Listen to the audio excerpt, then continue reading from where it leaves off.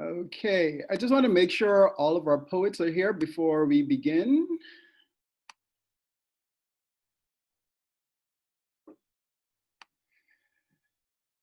All right.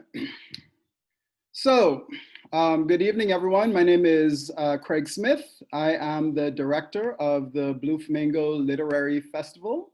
And I would like to thank you all for joining us for our evening of poetry, Voices Across the Diaspora. This evening's poetry reading is a part of the annual Blue Flamingo Literary Festival hosted by the University of the Bahamas. Now in its fourth year, the aim of the festival is to promote reading, writing, and literary arts within the Bahamas. By reaching out to local, regional, and international partners, the Blue Flamingo Literary Festival hopes to create a space for developing, highlighting, and encouraging a thriving Bahamian literary culture. The Blue Flamingo Literary Festival includes poetry readings, book launches, panel discussions, writings, workshops, live stage music and spoken word performances, writing and poetry contests, as well as activities specifically targeted towards Bahamian youth. This year's main festival which was scheduled for March, was canceled due to the national lockdown resulting from the COVID-19 pandemic. However, our committee decided to move forward with several events that could be facilitated in an online modality. We scheduled 3 events. In September, we hosted the discussion Bahamian Folklore as Inspiration for Contemporary Cultural Productions. In October was the roundtable Black in Comics and the Significance of the Black Panther. And this evening's event, Voices Across the Diaspora, will be our final event for this year. Before we move forward, I would like to recognize the committee members of the Blue Flamingo Literary Festival for all of their hard work in organizing these events. Dr. Marie Searsing, Dr. Dustin Helberg, Dr. Saskia First, and Professor Ivy Higgins. I would also like to thank the Chair of School of English, Dr. Mayuri Dika, as well as the Dean of Faculty in Liberal and Fine Arts, Dr. Douglas Barkey, for their continued support of the Blue Flamingo Literary Festival. A few housekeeping before we move forward. We ask our audience to write any questions in the chat. These will be monitored by the committee members who will then present them to the moderator. And he will present them to the guest speakers during the Q&A at the end of the readings. Now, I'd like to introduce you to our host for the evening. Dr. Dustin Helberg is an author of 3 books of poetry, fiction, and criticism. He is currently an assistant professor of creative writing at the University of the Bahamas in the School of English. Dr. Helberg?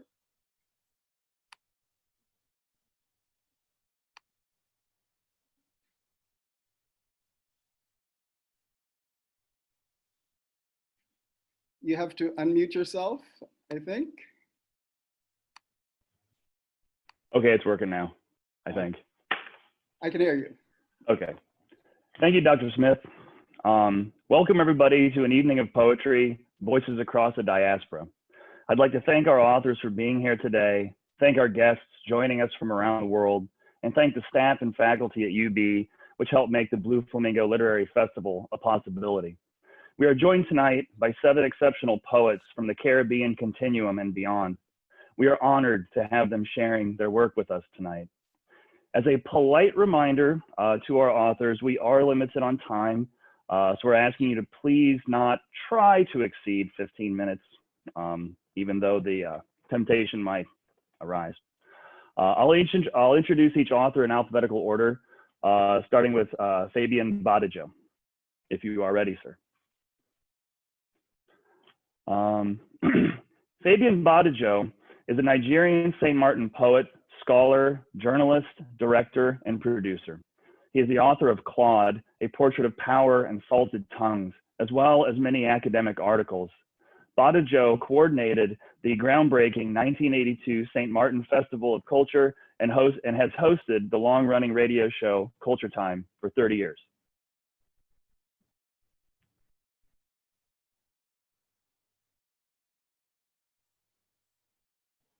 Whenever you are ready. Okay, thank you very much,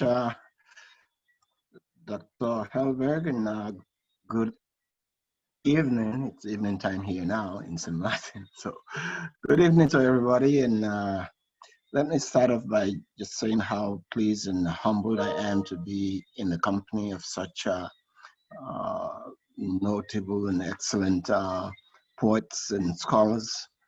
And hopefully we'll be able to have an evening which will reflect not just the diversity of our region, but also some of the concerns and preoccupations that we all share as artists. I'm going to read a few poems, one from a forthcoming, or rather about two, so from a forthcoming volume titled Season of Storms. Season of Storms is my kind of response to the kind of storms that we've gone through in the last few years, starting for me with Hurricane Irma, and of course, the current storm that we're all going through all over the world, the pandemic, the COVID-19 pandemic. These poems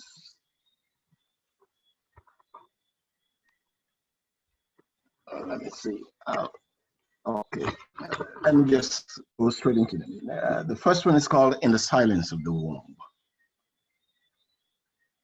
In the silence of the womb, I grew inch by inch, cell by cell, eavesdropping on grandma's prayers for me not to be like my father.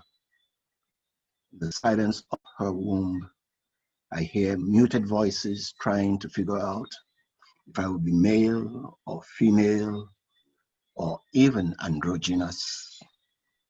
But nobody thought I could be stillborn, a river of unshed tears waiting to meet the ocean. No one consulted the oracle. In the silence of the womb, I can feel a pandemic fear seeping through every membrane, telling me this is no time to be born. The next poem is actually dedicated, I wrote this last year just before Dorian, that nasty Dorian paid a call on the Bahamas. This is entitled Death Cannot Intern Us. It's dedicated to the people of the Bahamas. It was written on September 3rd, 2019. I drew a bow on the face of the sky and left the arrow in my bleeding heart. I flew right past the blazing sun and felt my wings burn like charcoal. I drew an arc on the face of the sky and left the thunder in my throat. I grew spurs like a champion cock and bathed in the blood of warriors. Then I drew a rainbow across the sea, from Great Bay to Grand Bahama, from Marigot to Maniwaki, and forgot the clouds in my eyes.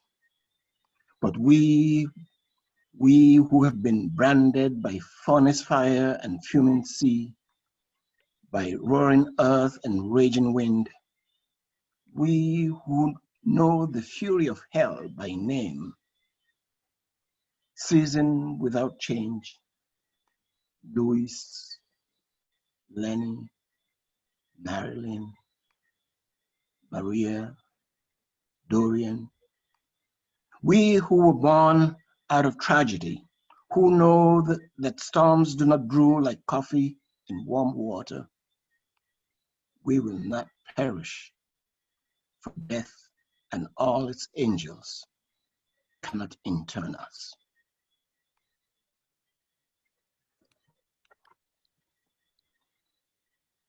This is a rather long one.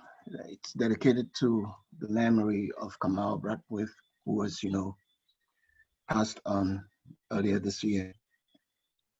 Kamal was a friend of St. Martin, a great Caribbean mind. And this one is titled In Yoruba. Ile Lolo Tarara, which translates into he went straight home. Kamaure leo ile lola tarara. Ore leo ile lola tarara. Syncopated drums reverberating in our hearts. The silent warrior is homeward bound. Straight home he's gone. This unprodigal son, born to galloping horses, who exemplified the Iroko in us, who shook our tongues until they became nations of salt and sugar and spice. Kamaure leo ile lola tarara. The drums reach a crescendo as Okibo, Baraka, and Walcott roll out the red carpet for him, with Maya singing the Angelus and Tony. Well, I'm sorry, I have to do that part again. Over. All right.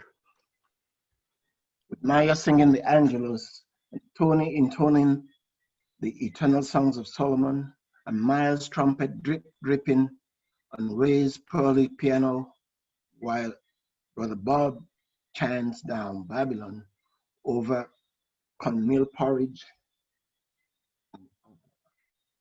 Welcome home this silent warrior who will be silent no more. For the Orishas have cleansed him, cleared the forest of the 1,000 demons to make his journey home triumphant, riding on the back of an elephant, a shining black horse leading the way. The drums are in a frenzy now. Guns crackle like fireworks at sunset above the clouds. Shango, the grand marshal of this celestial carnival, spits out fire to baptize the new arrivant, Okari Kamau, Omo. Well done, Kamau, son of the tiger. You have redeemed the submarine umbilical cords that bind us together from Accra to Nairobi, from Bahia to Haiti, from Bridgetown and Trenchtown to Cape Town and Cairo, from Goree to Sore, Badagry and Timbuktu to Quisqueya and Swaliga, and all over the red earth where our seeds have been scattered. Hear the drums sweating, sweet talking the banjos, reminding us that long before the year of return, long after he passed the gate of no return, he had come home and reclaimed his name, so he could take home with him wherever he went. For though the chains have been broken, the pieces of iron still pierce our minds, bleach our skin, which turned into drum skin, thick with rhythm. Kamaure leo, ile lola, tarara. Ore leo, ile lola, tarara. Kamau has gone home, straight home. He's gone. He's gone home, straight home. He has gone. And I don't know if I have enough time to read a very short one. This one is from the book Fantasies, which is published by House of Macy Publishers in 2018. This one is called Moon Like You.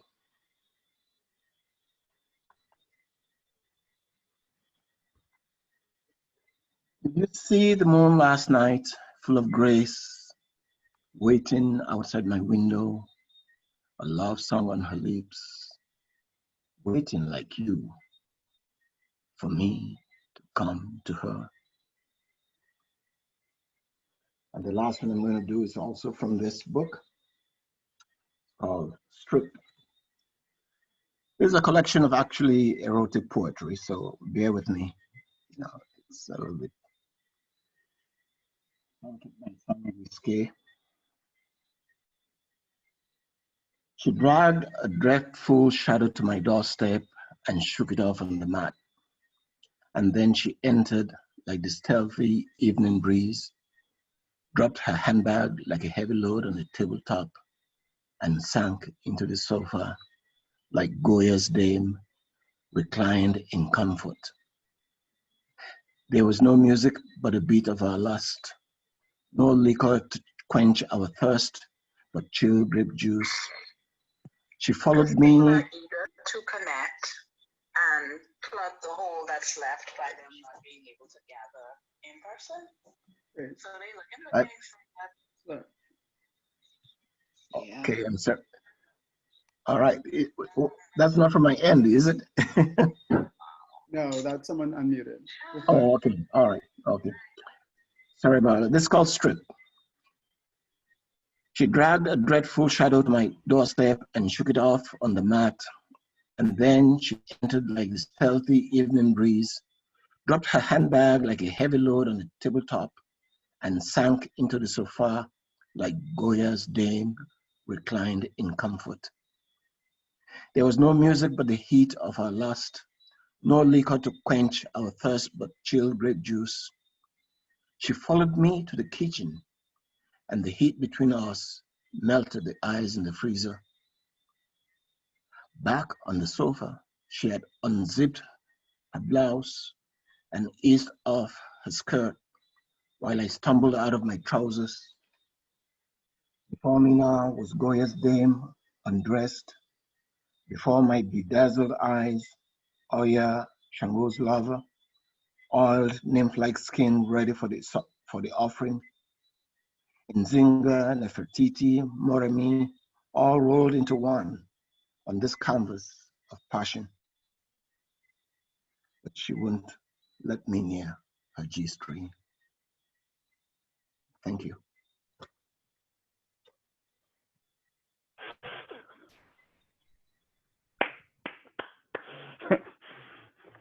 Thank you, sir. Wonderful stuff. I'd just like to make sure everybody make sure that their mics are muted, just in case we don't want any interruptions. Next up, we'll have Marion Bethel.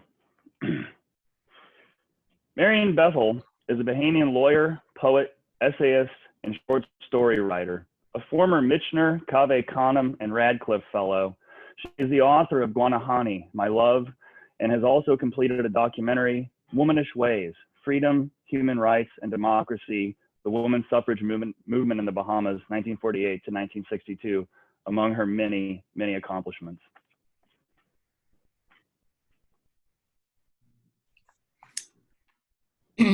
Good evening from the Bahamas, and thank you very much. I congratulate Craig Smith and Marie Searsing and their team for staying the course with this Blue Flamingo Poetry Festival. It is vital to our existence here in the Bahamas and as we extend ourselves throughout the Caribbean. Thank you so very much for inviting me. The first poem that I'm going to read is called Of Bones and Breath. And this poem was first drafted in 2010 at the time of my mother's funeral. It's seen many iterations and drafts since then. Of bones and breath. Bury me, my bones, and the balance of my flesh in Ebenezer, with my mother and sister's bones. You know, my Marcus, your father, had no grave. It is my brittle body of 93 years that you leave there, the bones of a woman who has lived her life and died her death in the time of fullness. These bones once stood and laid at 5'7", hip bones that expanded, shifted, unlocked, supple in their sockets through 7 labors and more. Bones that swayed, rocked, and swung to Ray Charles, Hit the Road, Jack, and Nat's Ramblin' Rose. Marcus loved that song too. And oh, I just can't forget Billy's What a Little Moonlight Can Do. So you be brave now on this final walk with my body. I was once woman who also starched and bleached your father's white shirts with boiled Argo starch, while we listened to broadcasts of Jackie Robinson running us home to glory. This is me now, stripped to the bone. Hips your father touched, breasts your gums cut, gone. You see my bareness and how bones join together to shape the symmetry of living. And when the skeleton appeared, I was not afraid. Don't cry for me long. He said, weep not for me, but for yourselves and for your children. I now understand what that means from this place freed of my body and flesh. And I bequeath to you, my children, my entire spiritual estate. Yes, you had a mother who could pray. Even in my feebled brain, I still prayed. I would gladly bear your cross, but it is your journey. Mine is done. And so give me my final walk. It is a good day to be buried. Let my full-bodied grandchildren and granddaughters, in a beauty of their own, carry me with their own making. So with your arms around each other, walk away from this darkened grave. Take my spirit with you. Leave my body there and walk away, I say. With your children, I am with you. I live on in the prayer, the chant, the meditation, and the dance. He said, let the dead bury the dead. And I, your everlasting mother, go on into infinity. In my last choking breath, I still groaned, thy will be done. Alleluia, amen. This next poem is called Places of Fire. It's a reminiscence on a childhood, a girlhood, I should say, with one of my cousins, and her name is Zelly. Places of Fire. The day Zelly and me hold a matchstick to her 2-story house of concrete and wood, we just want bad play with fire, not our pink cheek dolls again.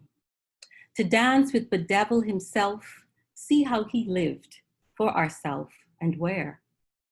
To compare it to other places of fire, like the oven in a gingerbread house, a Haitian coal fire in the Pine Barrens, the burning bush at Horeb, and most of all, that everlasting belly flame, live and licking in our pancake chest. I swallow it all as a girl, that eternal flame of hell, and jumped rope daily in prayer and play, feeding the spiral of forever fire, not knowing yet my Aunt Nancy power to take what I need from the gods.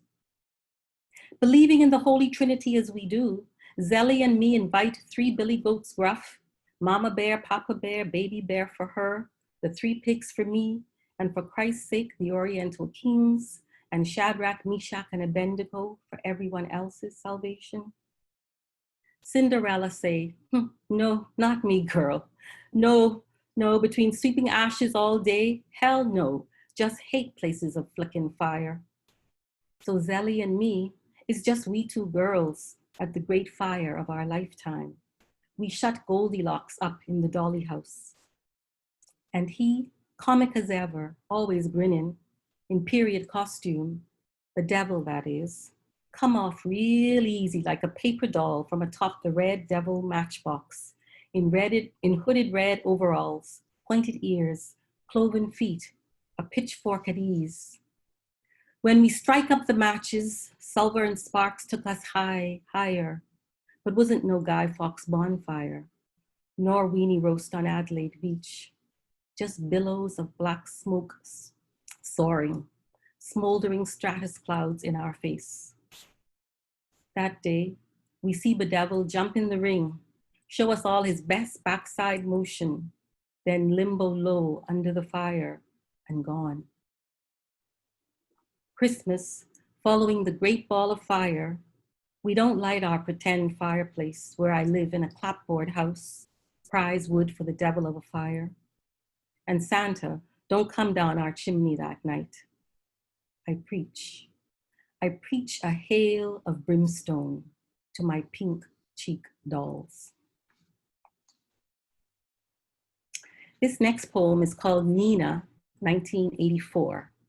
Years ago, I was able to watch Nina Simone sing at a jazz club in London. I think it's called Ronnie Scott's Jazz Club. And this is a reflection on that. Nina, 1984. I would rather have been a classical pianist, you say. And yet, you hold down those jazz keys and blues chords until the hound dogs stop snapping and fire hoses run dry. You have no mercy reliving Mississippi goddamn. I want to hush, hush, hush your mouth. We sip and swirl rum daiquiris. And we hear your deep throat laugh, flatted like your blues notes. I can't imagine the 70s without your drum roll voice, Nina, crescendo of a new world coming. I want to rock, rock your prophecy voice on my bosom. Make the broken neck whole. Your song is our balm in Gilead. This next poem is called Of Cowrie Shells and Revolution. And it's a reflection on the 70s. Yes, I'm from the 70s. Of cowrie shells and revolution. In the marketplace of once upon a times, cowrie shells tell and trade their own story. The flooding of stalls with cola nuts, the ascent of salt and copper, the currency of silver and bronze, and an uprising of gold. I never wore the green belt of cowries you gave me, a gift from Kenya. 3 rows of 30 shells, a broad hip string of 90 lips and fine teeth, threaded together in serrated chorus of daily yeses. I packed and unpacked it at every port of call, after long periods of rest in apartment doors, a sullen stowaway in trunks and boxes. Oh yeah, I was very African then. Head wraps, afro and dashikis, full of black powder, and Marxist too, Cornforth's theory of materialism in hand. But the sea green leather strip of cowrie shells was too wide and long for my rational hips.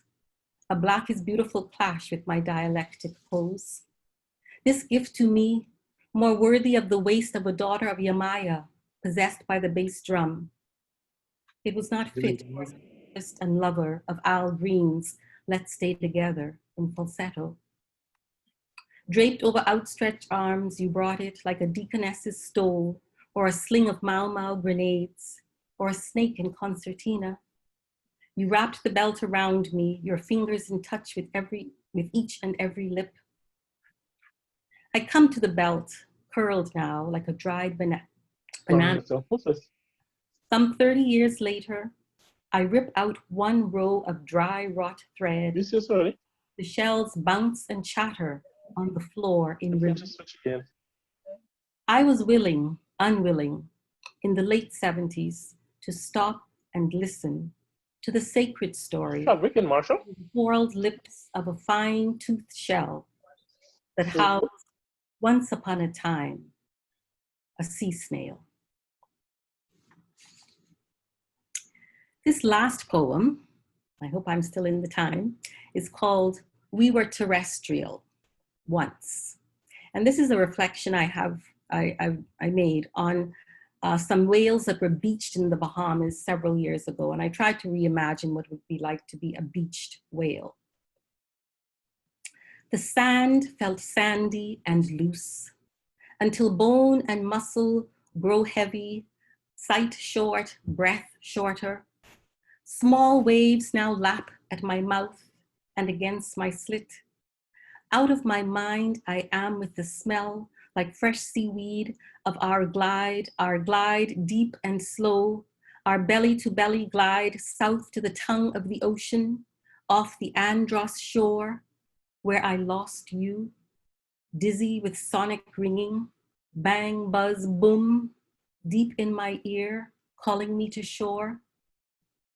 If in this merciful lightheadedness, my heart is a cork, playful, light with laughter, afloat out there with you, leading you oceanward. Understand, my love, there is nothing here, just sand and shore, and the crushing weight of flesh without water. The too blue sky, a mirage of sea just above me. I no longer feel the sun burn my skin.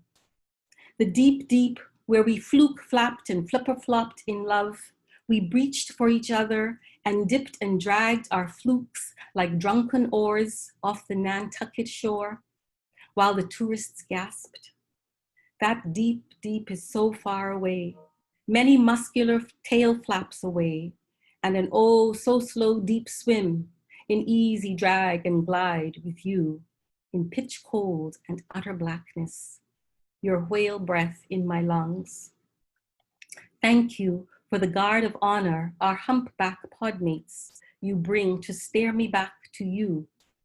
Outlandish, my love.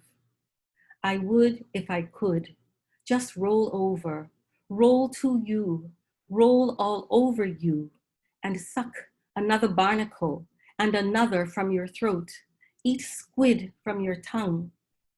I hear your whale song above the rest, and you, my love, you still point your nose to the shore. You would, I know this, if you could, drag and drag some more, the last bits of my imploded flesh, back, back, back to the deep. Thank you so very much. Thank you. Thank you very much. I know I probably speak for everybody. I'm very jealous that you got to hear Nina Simone sing live. I think that would have been really amazing. So thank you so much. Next up, we'll have Christian Campbell. Sorry, Dustin, before you start, let me just mute everyone, and then we can just turn on the mics of the people who are about to speak, because we're having some interactions, okay? Okay, no problem.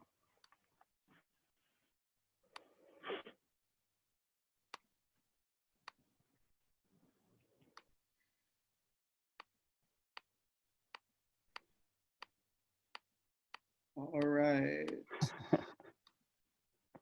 Okay, so I think we may be good. All right. Dr. Christian Campbell is a Trinidadian Bahamian poet, essayist, and cultural critic. He is the author of Running the Dusk, which was also translated into Spanish. His work has won many prizes, and he has been a finalist for the Forward Prize and Cave Canem Prize as well. So we welcome Dr. Christian Campbell.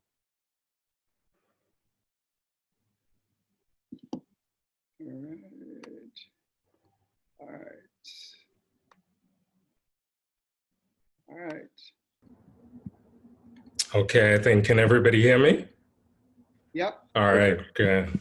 Give thanks. I'll save all my gratitude for the end, but it's a beautiful honor in this such a strange time of isolation and devastation in the multiple pandemics of global racism and the coronavirus, to sort of be with you, to figure out how to gather in different ways. And I think living in diaspora, we always knew that. We always had to reassess the very idea of proximity and distance.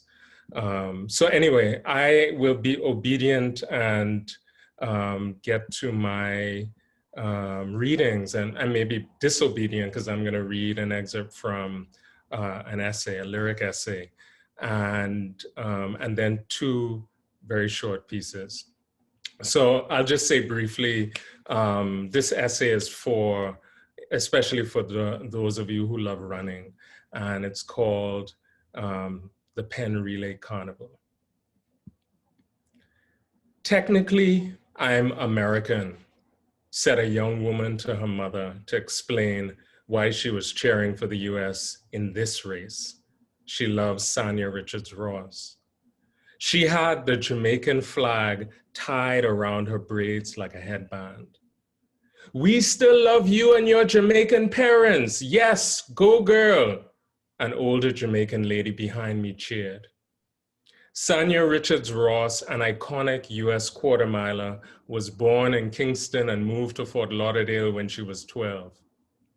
Her parents migrated first and then she followed. Sanya got the baton with a substantial lead on the Jamaican team, but it wasn't a smooth run for her. She had a nagging toe injury that hampered her usual explosiveness. She anchored the 4x4 to victory for the very last time at Penn Relays, last lap on her last legs. Sanya's trademark was her red compression sleeves, which made her look like a gladiator. Today, she wore braids the color of coffee and cinnamon rivering down her back. You could tell that she knew she would be head girl and first in class since she was small by the assurance in her speech and carriage. And yet she wasn't hated for it. She had a way of disarming with her tone and stance that made you at ease with her taking the lead. She wasn't hated, except by Jamaican track fans that resented how she jumped ship to the Yankees. They resented what the relay team could have been with her. That was their gold medal she finally won in London after being run down for a disappointing bronze in Beijing. She was a traitor, or else she was reclaimed. I had a good seat near the back straight where I was surrounded by Jamaicans in full regalia from all over the tri-state area and beyond. The whole stadium was teeming with yellow, black, and green. Though the colonial view that we are all one island is so rampant and dangerous, those voices all around me were comforting, for there were sounds I did not hear often in Philly, the sounds of loved ones, people that would fight for me, family. There were pockets of Americans nearby, and after the big races, the chants would start, USA, USA, Jamaica, Jamaica. To witness this rivalry of flags was both intriguing and bizarre. And being neither Jamaican nor American, I could truly watch. Two women who looked like they could be cousins were arguing about Sanya. One flinging her hands as if shooing flies, the other with her hands akimbo. "But where's she born though?" one shouted. "What do she got right here?" the cousin snapped back, pointing to where the USA letters would be on her chest. "She don't care about y'all." "Doesn't matter what's on her skin, it's what's in her heart," said a young man in an American accent, eager to jump in the melee. Sanya herself shifts gears fluidly between English, the vernacular, and patois, the way she moves through the phases of the 400. Push, pace, positioning, poise. Dee Dee Trotter, who would have the greatest runner name of all time if it weren't for Usain Bolt, is the only woman on that US relay squad with US American heritage. She leans slightly to the right when she runs. Even if I didn't already know this, I would get a strong hunch from their names alone. Natasha Hastings, of course. Phyllis Francis, a throwback colonial generation first name like Phyllis, perhaps named after a revered grandmother, and a familiar Anglo-sounding last name like Francis are dead giveaways. When you move, you have to know how to shapeshift. You have to know how to disappear a little or a lot. This means that we had to create schemes for seeing each other in strange lands. It's a game I play with myself every day, an obsession, an intuitive way of probing and knowing I call diasporic sleuthing. Many of us sleuthers knew that the Washington Navy Yard shooter was of Caribbean descent, Grenadian, Trinidadian, or Haitian, from his name, Aaron Alexis. No one said it in the news, but I immediately knew that Ramali Graham, shot dead by police, was most likely Jamaican. It could be a set of coordinates, a certain look, plus a certain name, plus a certain location. Ask Guyanese sleuthers how they guessed that Imran Yusuf, the heroic bouncer at the Pulse tragedy in Orlando, was one of their own.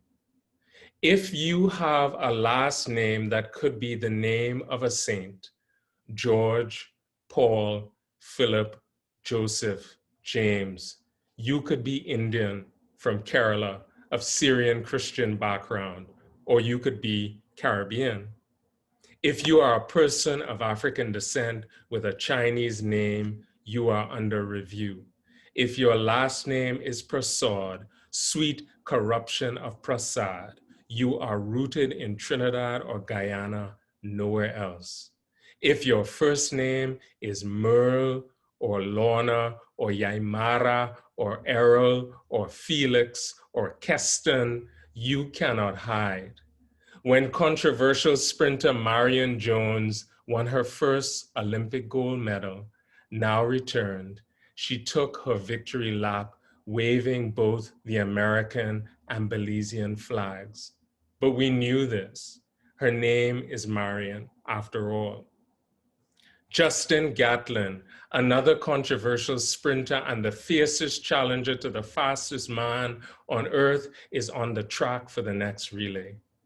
No track athlete is more vilified than Gatlin, who was banned for positive drug tests twice.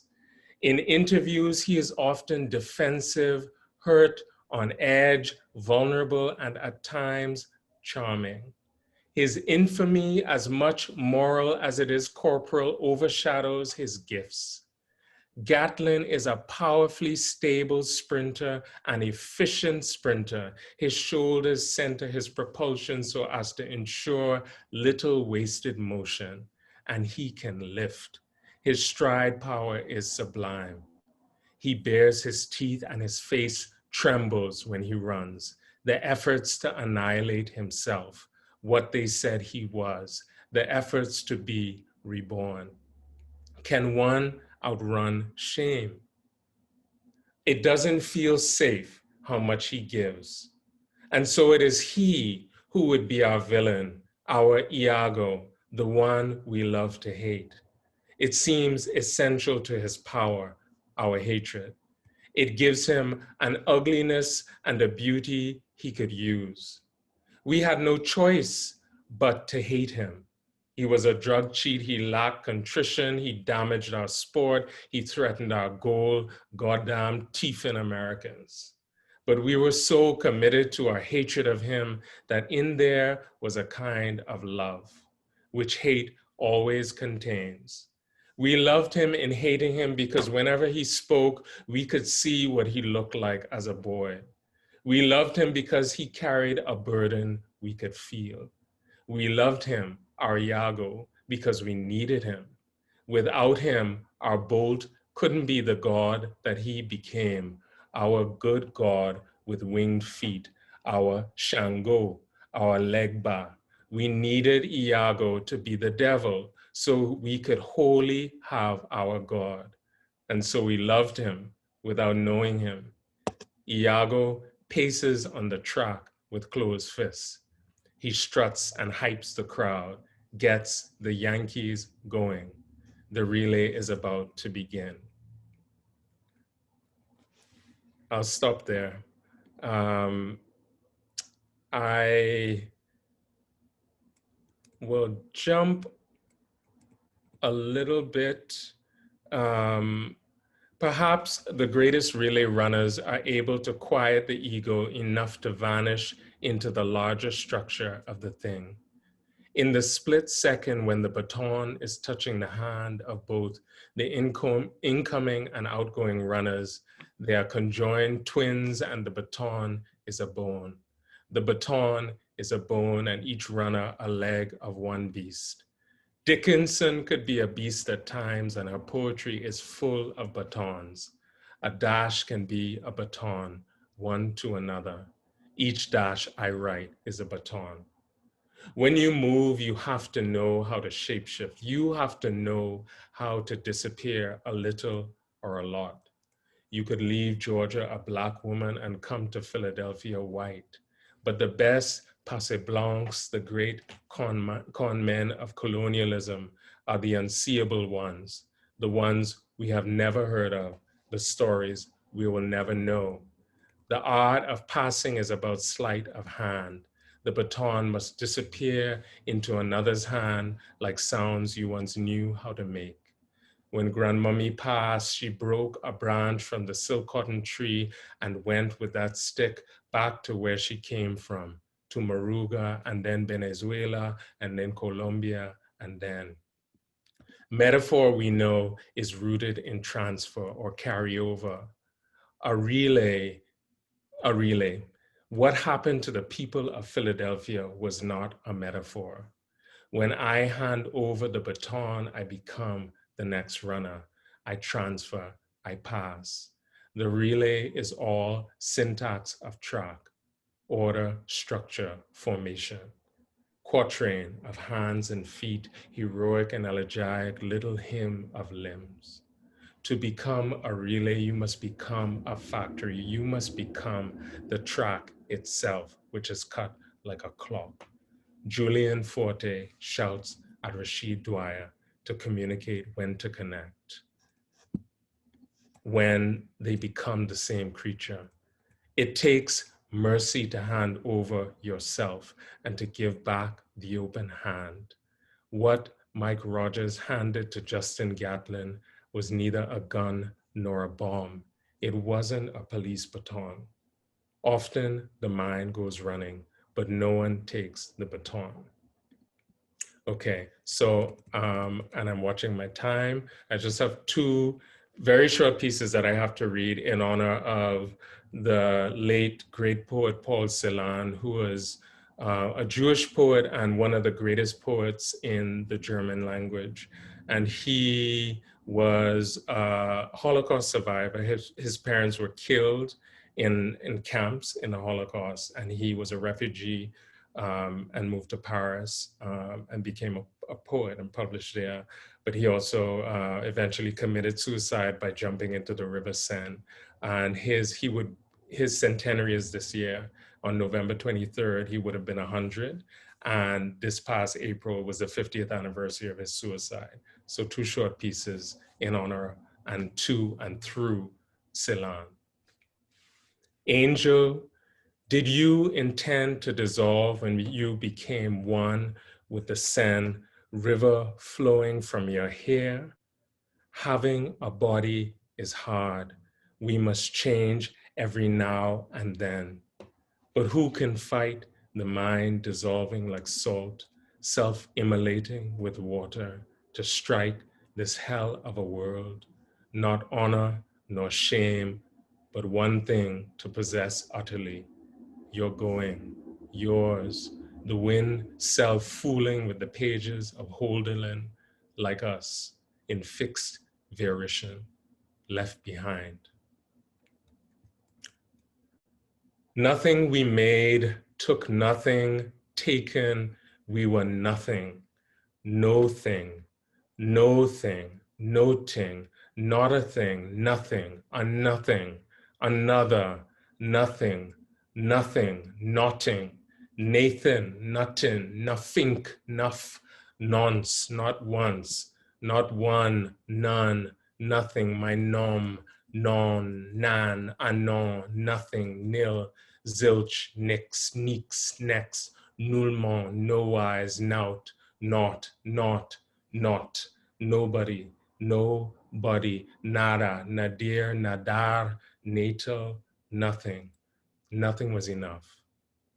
Between the camps and the campo in the water we meet, beneath the ledge of the century, the sighing sea, breathing and returning, mocking time, murderous fiction, lines that appear and dissipate at will. You go as the light goes, as ancestral flying at lover's leap, tongue swallowing, dirt eating, music beneath the music. your Gnostic, nautic songs dispossessing till there was no breath in the world. Give thanks.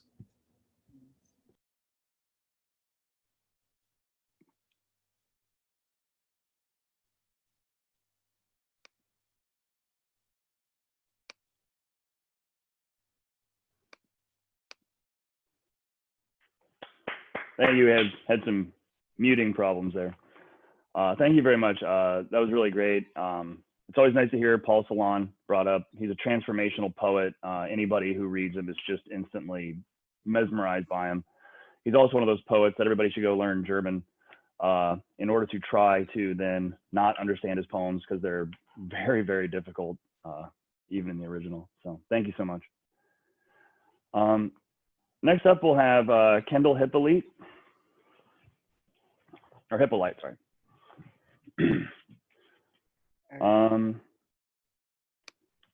Kendall Hippolyte is a St. Lucian poet, playwright, and director.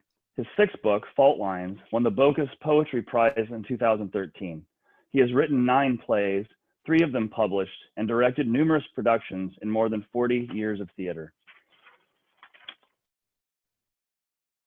And I'm trying to find him. Hold on. You have too many people. I know. Where are you?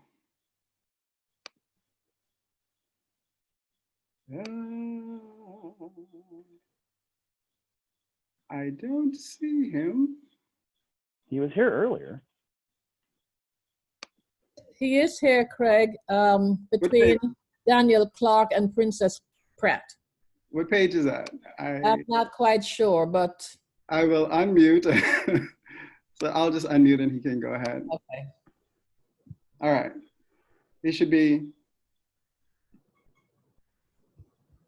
It's open now. He can unmute.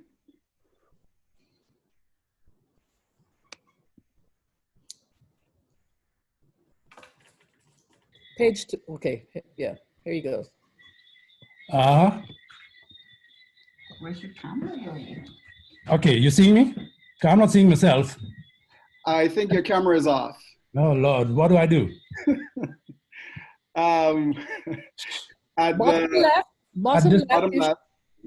Yeah. Bottom left, start There's video. There's mute, and Yeah. then there's right. Okay. Okay, There you thanks.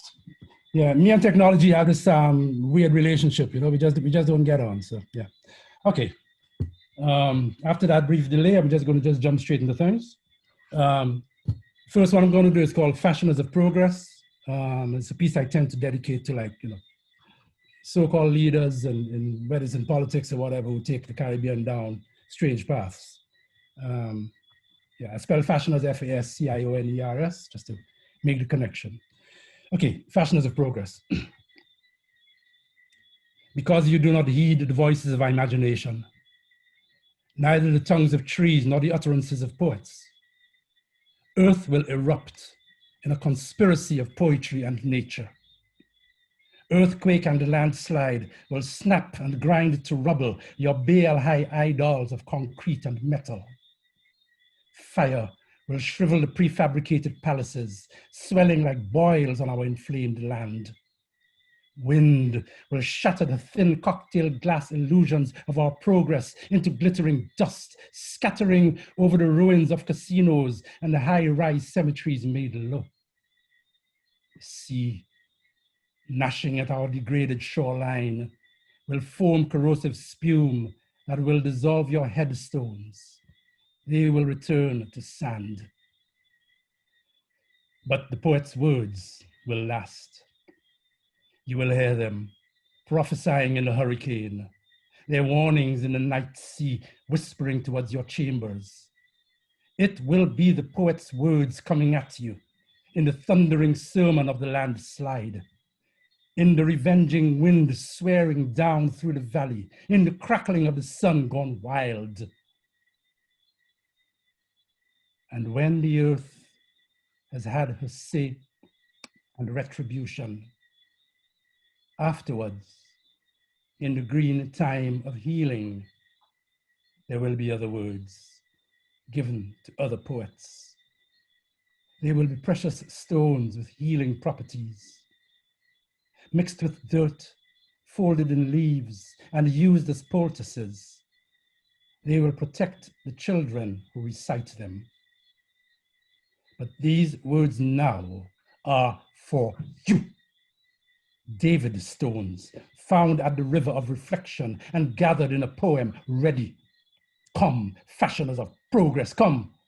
You hold the steel cuffs of the law, the silver coins of bribery, the gun. But when you see a poet writing poems, run. Next piece I'll do is called Island Poem. Island Poem. This island is struggling to write itself into a poem that cannot be erased. Waves are speaking themselves onto beaches, urging the sand to keep the lines hastily scribbled on spaces left in front of deck chairs. Inland, sunlight and shadow are printing cries of fleeing birds onto brown pages of the ground. Bare after bulldozers rubbed out the italic writing of acacias, the punctuation marks of cactus. The narrowed eyes of spirit illiterate men, squinted almost shut from scrutinizing watermarks on dollar bills, have never read what Earth wrote here. This island, 238 pages of illuminated manuscript, was written in a language they have never learned. Foreigners to it, what they hope for is erasure. Bare, bland sheets of golf courses, roads that strike through verses of mangrove, raised birdless vegetation, no scrawl of a creature anywhere, only blots of small villas, large smudges of hotels. Landscape becoming an unlanguaging of Earth itself. It's why this island has to be rewritten now, in strophes of rewilded bush whose names we are forgetting, entangled long sentences of lianas that will overwrite block paragraphs of unfinished buildings from their failed schemes, rewritten in calligraphy of our bodies on every beach, inscribing ourselves across the margins made by hotel deck chairs, rewritten till it is wholly writ. We are syllables of words of a poem this island is struggling to become. We must listen, link our syllables, make us write words, rewrite this island, I-land.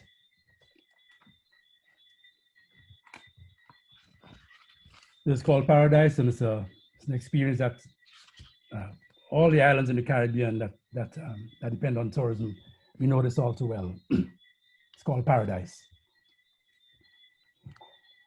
Every time this tourist ship named Paradise come dock in the harbor, you just realize you're never going to make it, because the tallest building in the town, and it's a big ass bank, still down below the level of the high regard of grade X tourists with sunglasses, watching from behind the super duper plexiglass windows of the upper deck, tinted so it's hard to see through them, flashing like mirrors in the Caribbean light.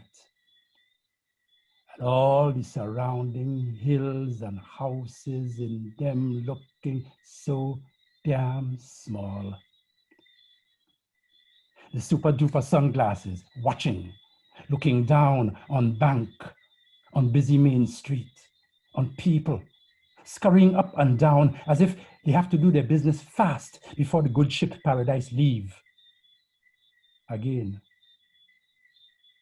And the ambition of each government, whether right or left behind, is to build something higher than the smokestacks of this luxury liner, lounging all day in the harbor, dribbling vanilla strawberry tourists, slurping them back up, then sliding off again like an absentee owner, come to make a quick check on things before he gone again, puffing smoke and flashing winking mirrors.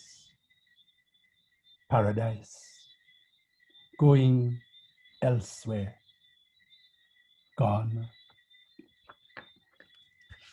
This is the title poem from the book Fault Lines. Fault Lines. The lines appear on sidewalks and on streets just recently resurfaced. On bridges and on buildings, the creases, cracks accumulating. The fractures of a thin, brittle civilization aging prematurely. The hand of something dying scrabbles these last messages everywhere. A harsh cuneiform trying to break through surfaces into our understanding. But we can barely read that ancient language now of Earth writing herself. We walk between the lines, fill in the blank telling cracks, deconstruct if need be, our crumbling edifices breaking out in fault lines from trying to contain what we've become. The hand is writing too on faces, lines of bewilderment, guilt. Other unfinished lines trail off, coagulating red on bodies left as messages.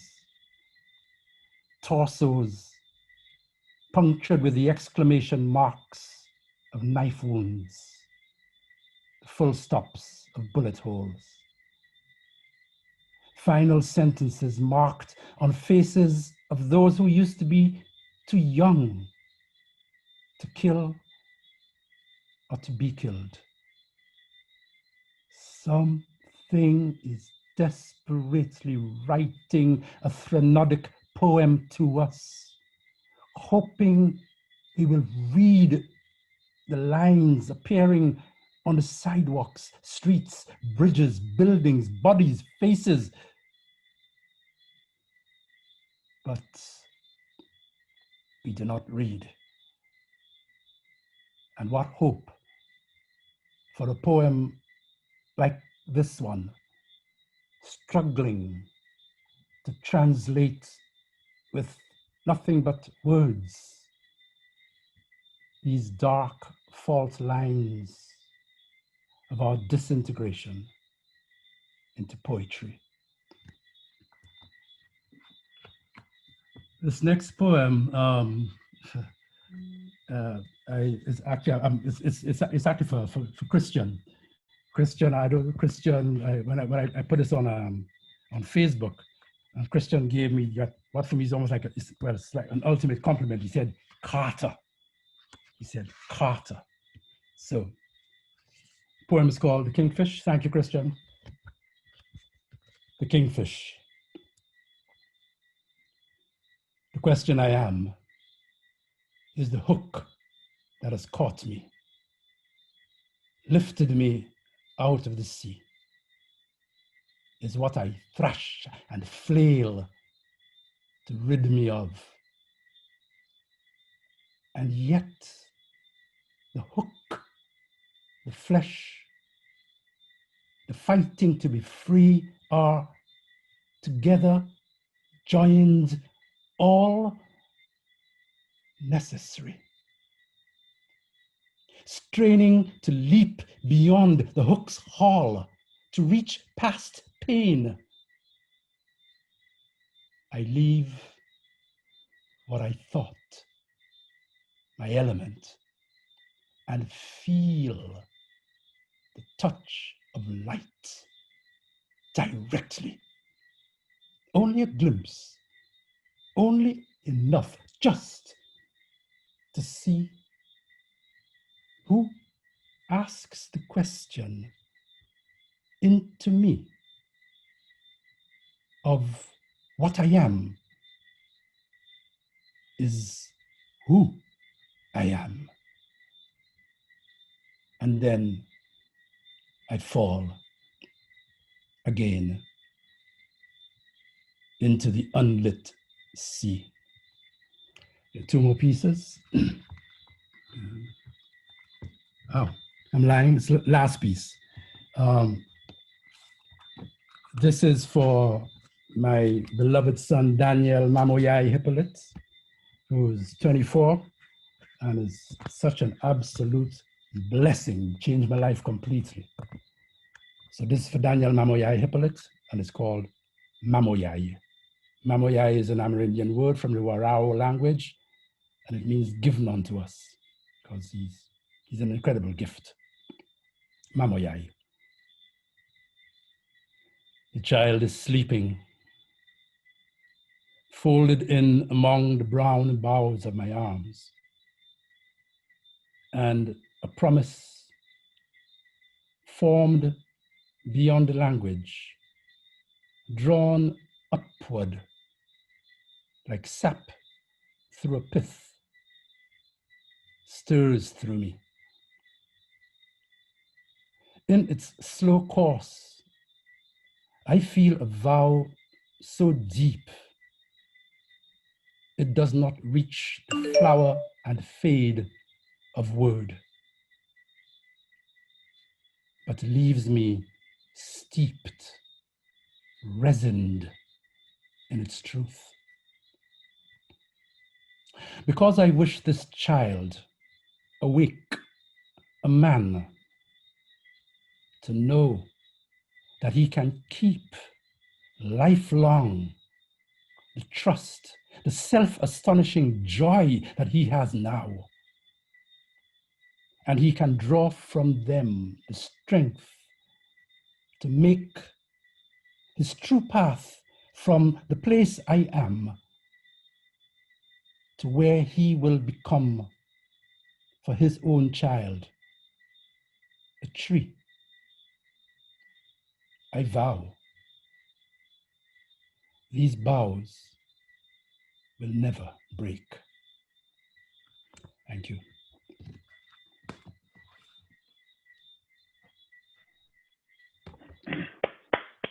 Thank you so much. Thank you. Those are some absolutely gorgeous and stunning images in those poems, and just really incredible work. So thank you.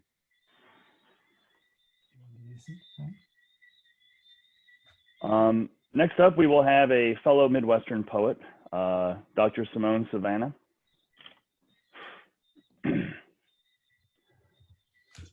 Dr. Simone Savannah is an American poet, scholar, and cultural critic. She is the author of Uses of My Body and Like Kansas. She holds a PhD in creative writing from the University of Kansas, where she currently teaches. Hi, everybody. Thank you for having me. So I'm going to jump right in. I'm actually going to read from Uses of My Body tonight, and I'll start with the opening poem. Poem related to my body. Though I am a poet, I am often mistaken for a sprinter. Today, a man at the gas station watched me walk behind his car and asked, "You go to school here? You look like you ran track like a motherfucker." It is mostly my quads, I think. These twin four-headed muscles, 22 inches around, prefer isolation, deep squats. I pressed and quivered, resisted heavy weight, the academy, white women I teach in Pilates who ask if they can touch them. A Black woman I met at the bar joked about the girth of my arms. She asked why I work out so much if I am just a writer and a teacher, not the hurdler she thinks I am. I want to write the book about my body, something that speaks to the way I am actually built, have moved and pushed, have drenched myself in sweat.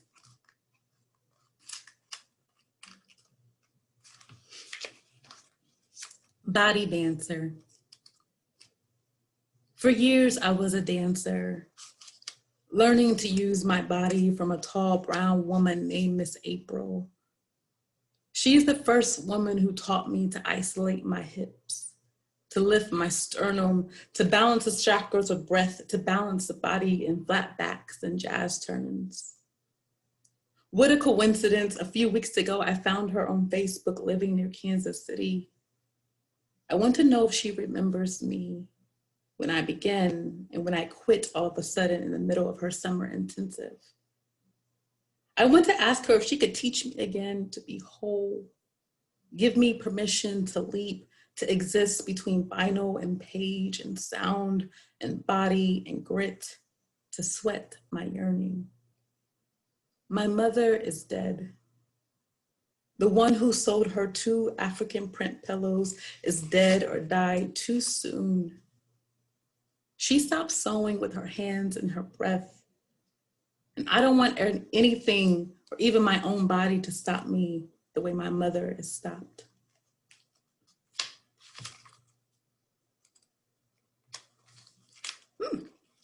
Years after you die. My father told me that a man kicked you once.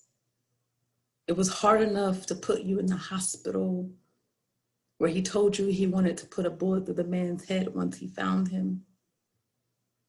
He said he even tried to break down your door, banged at it for you so hard the neighbors called the police.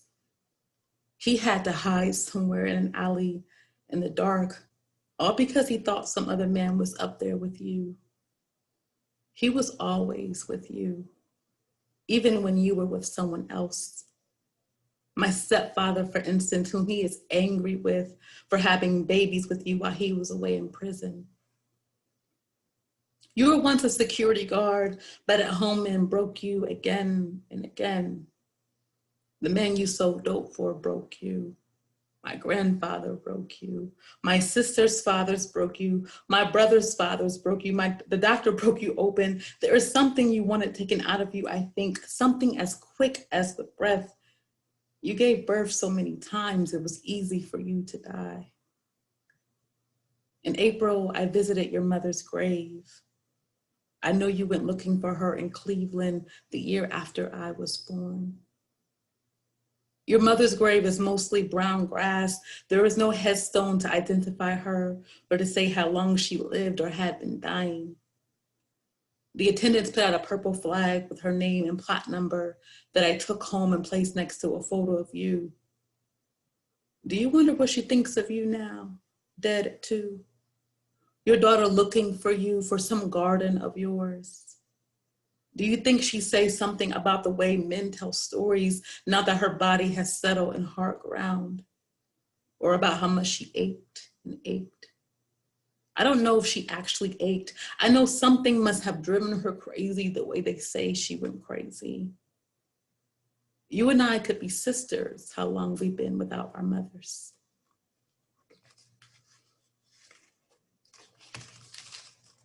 Body in the locker room.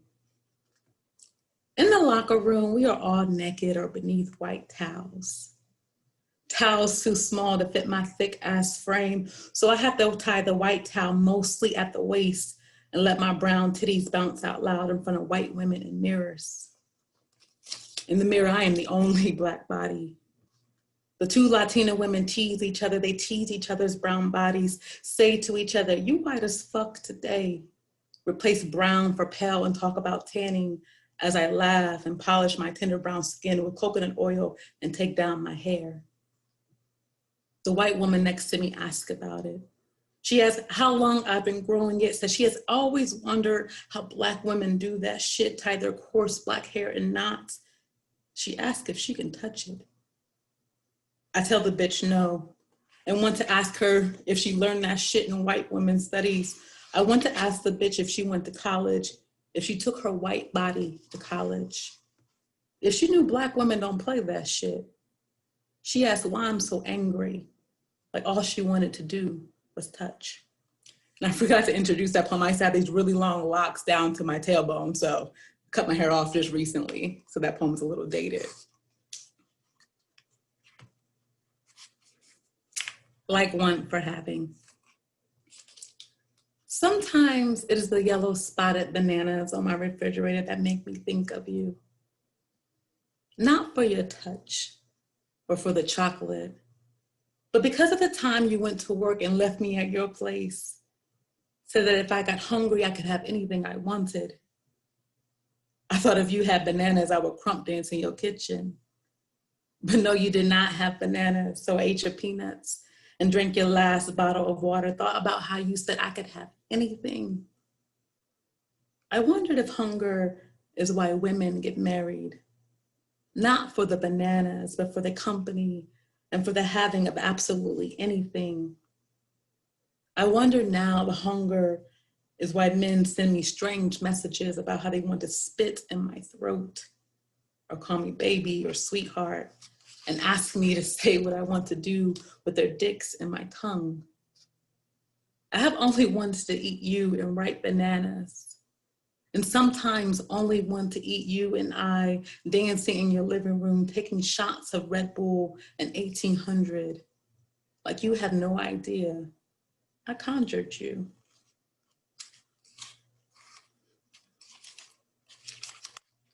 When my mother was decay.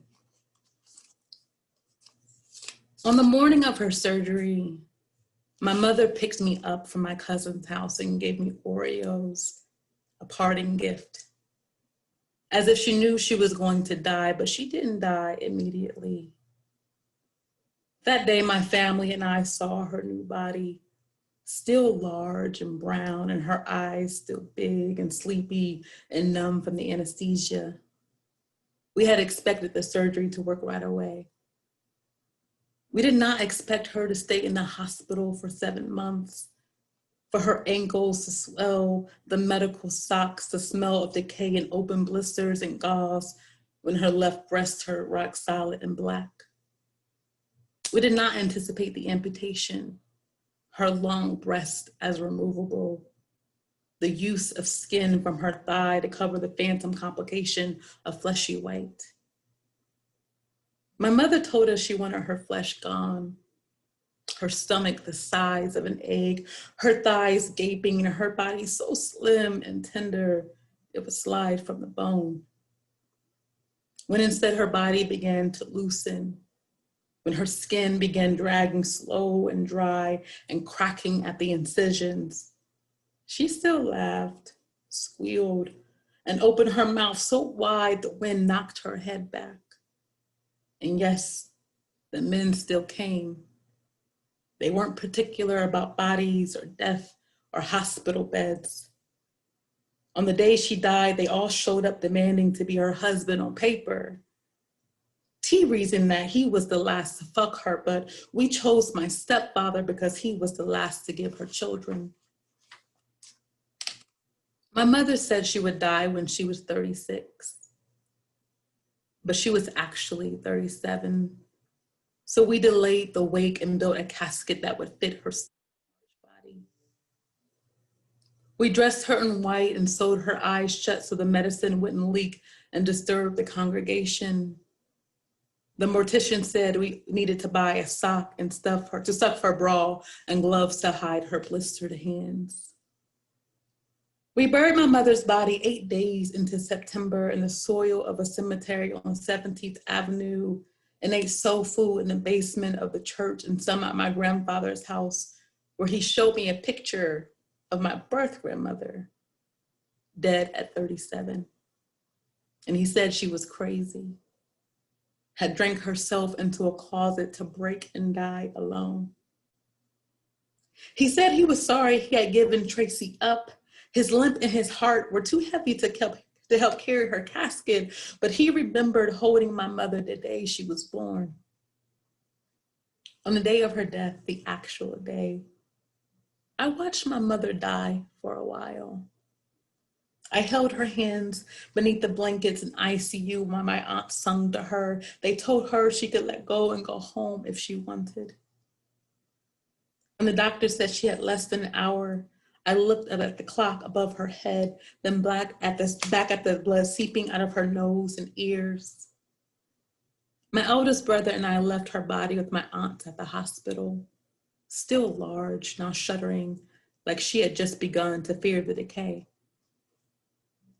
On the day of her death, the actual day, we faced the hot August Sunday from the porch where my brother said it was all fucked up, grilled chicken breast and carved the round shape of her face into my grandparents' wooden stairs.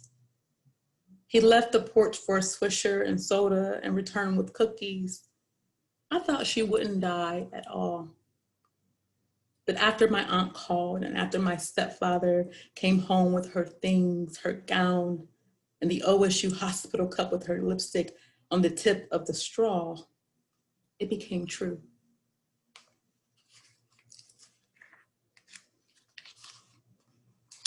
Rememory 28.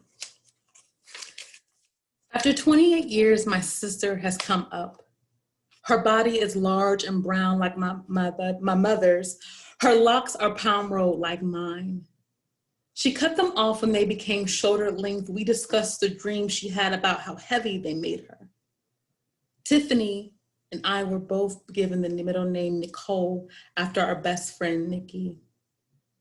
We're almost womb partners, almost twins, just 10 months apart. There are 28 years before I look her in the eye for the first time. She tells me my mother almost gave me up too. When we finally talk about it, my eldest brother said, my mother giving up our sister said everything about why I was born and kept. I think I must haunt my sister since our mother is dead. Just have 2 more poems and I'll close it out. Wanting. I am late to work today.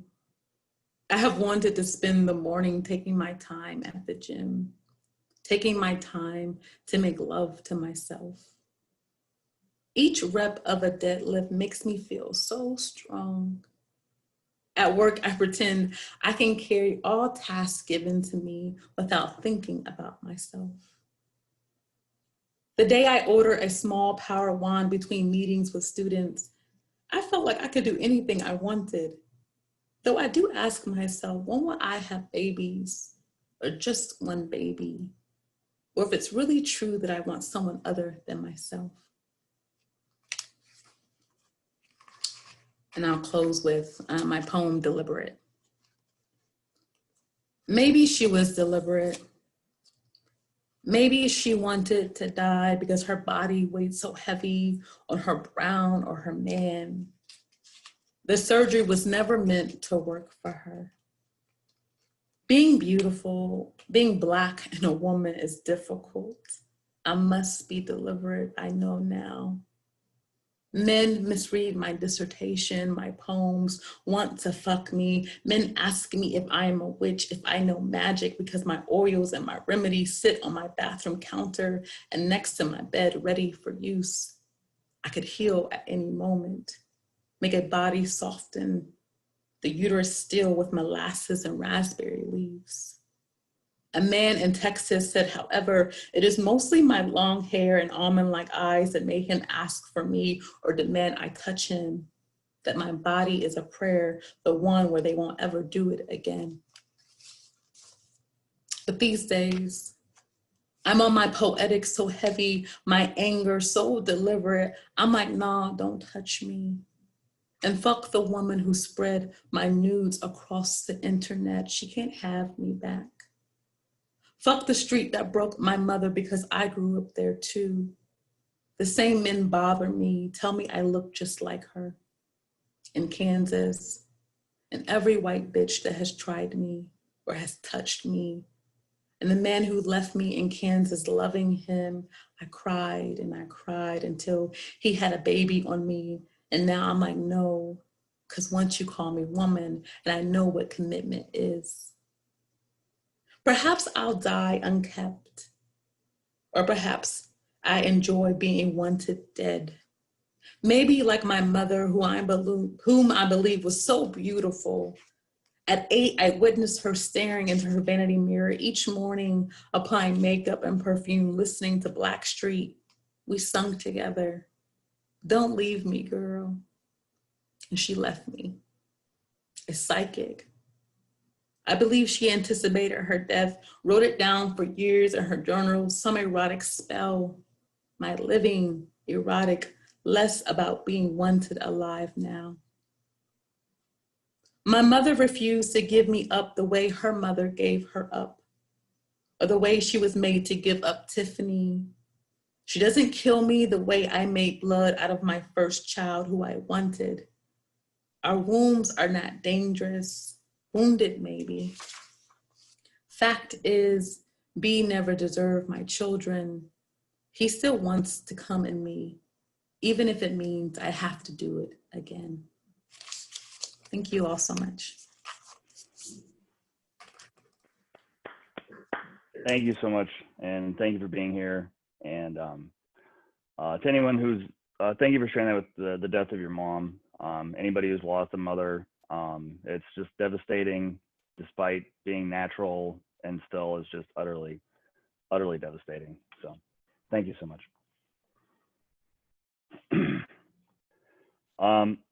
Next up, we'll have Dr. Ian Strawn.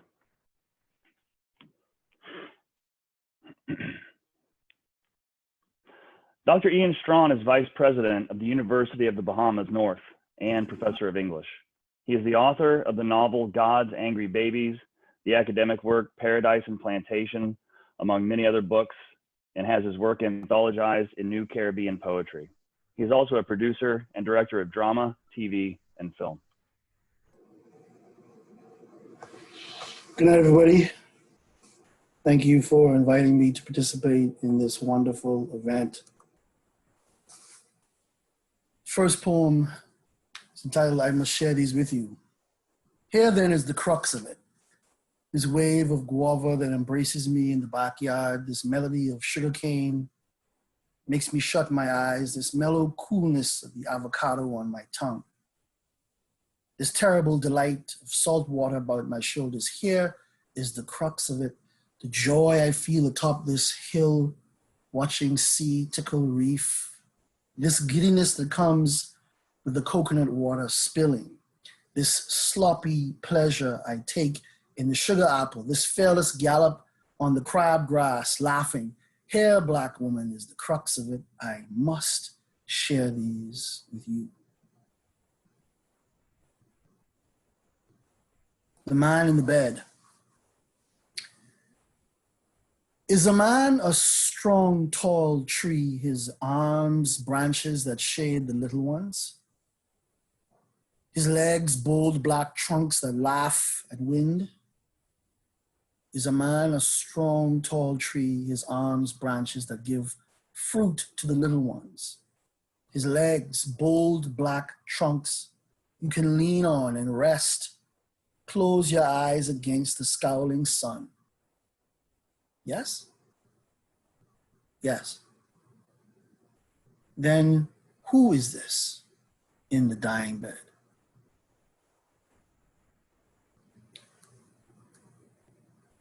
This is a poem called Killing Time. Shring, swang, swang, swing, I file the machete. Every stroke up and down the fat little sword. My face screw, my heart harder, and I start to sweat. Swing, swang, swang, swing. Every stroke I feel more like mine. I gonna deal with you, and I savor in it. I can kill you. And the whole world with one bitch blow. Swing, swang, swang, swing. Funny how serious and mean I could look when it's time to off a harmless thing. And why you are dead? Well, you was you, and that's why. Bible says so. But more than that, you scared me 3 times. 3 straight times I walk into my backyard, and 3 straight times your brown backside come twisting, turning right between my leg, making me yelp. So it was me or you, me or you. Because every time I set foot in my grass, I got no peace. I look at my foot like soldier looking for bomb, and it just can't stay so. I need peace when I walk there. It's all I got, that backyard. Only piece of this world is mine, and you making things real difficult, making things tricky, got me tight where I need to be loose. So it was me or you. So this last time when you most make me jump with my skin, you hide in the tall grass by the kitchen step. You finally do fool. I don't move my eyes off that patch of grass. I just shout the woman's name in that way she know me, come here quick. And when she poke her head out, she see me staring like I looking at a crime. And I say, bring me my fire. I was cutting the grass, so I had gas and cutlass too, because I didn't want you mess with me again and I unprepared. So when the woman bring that fire, I tell her, watch the bush, and I start the fire, swing, swing. When I satisfy the old fat sword, wake for me sleep, I rest it down, I take the gas bottle up, heart doing the healing toe. I tell the woman, pour she so, and I stand 2 legs apart like a wrestler and wait for you, bitch, to come meet your maker. Trust me, I feel like a real man now. My face makeup good. I had the short fat sword in my hand, the woman poured the gas in the grass, and me and her waiting. I could set things straight. But you take so damn long to come out. You take so long to come out the bush, I take the bottle and pour some more myself on the grass. Meanwhile, I hold in the sword, only I ain't ready like before. Couple seconds tick off like slow motion, and sure enough, you come hauling ass out that bush and run through my leg one more time, and sure as hell, I jump and holler, afraid like I am on fire. I mean, when I finally bring that machete down on your back, I was mad.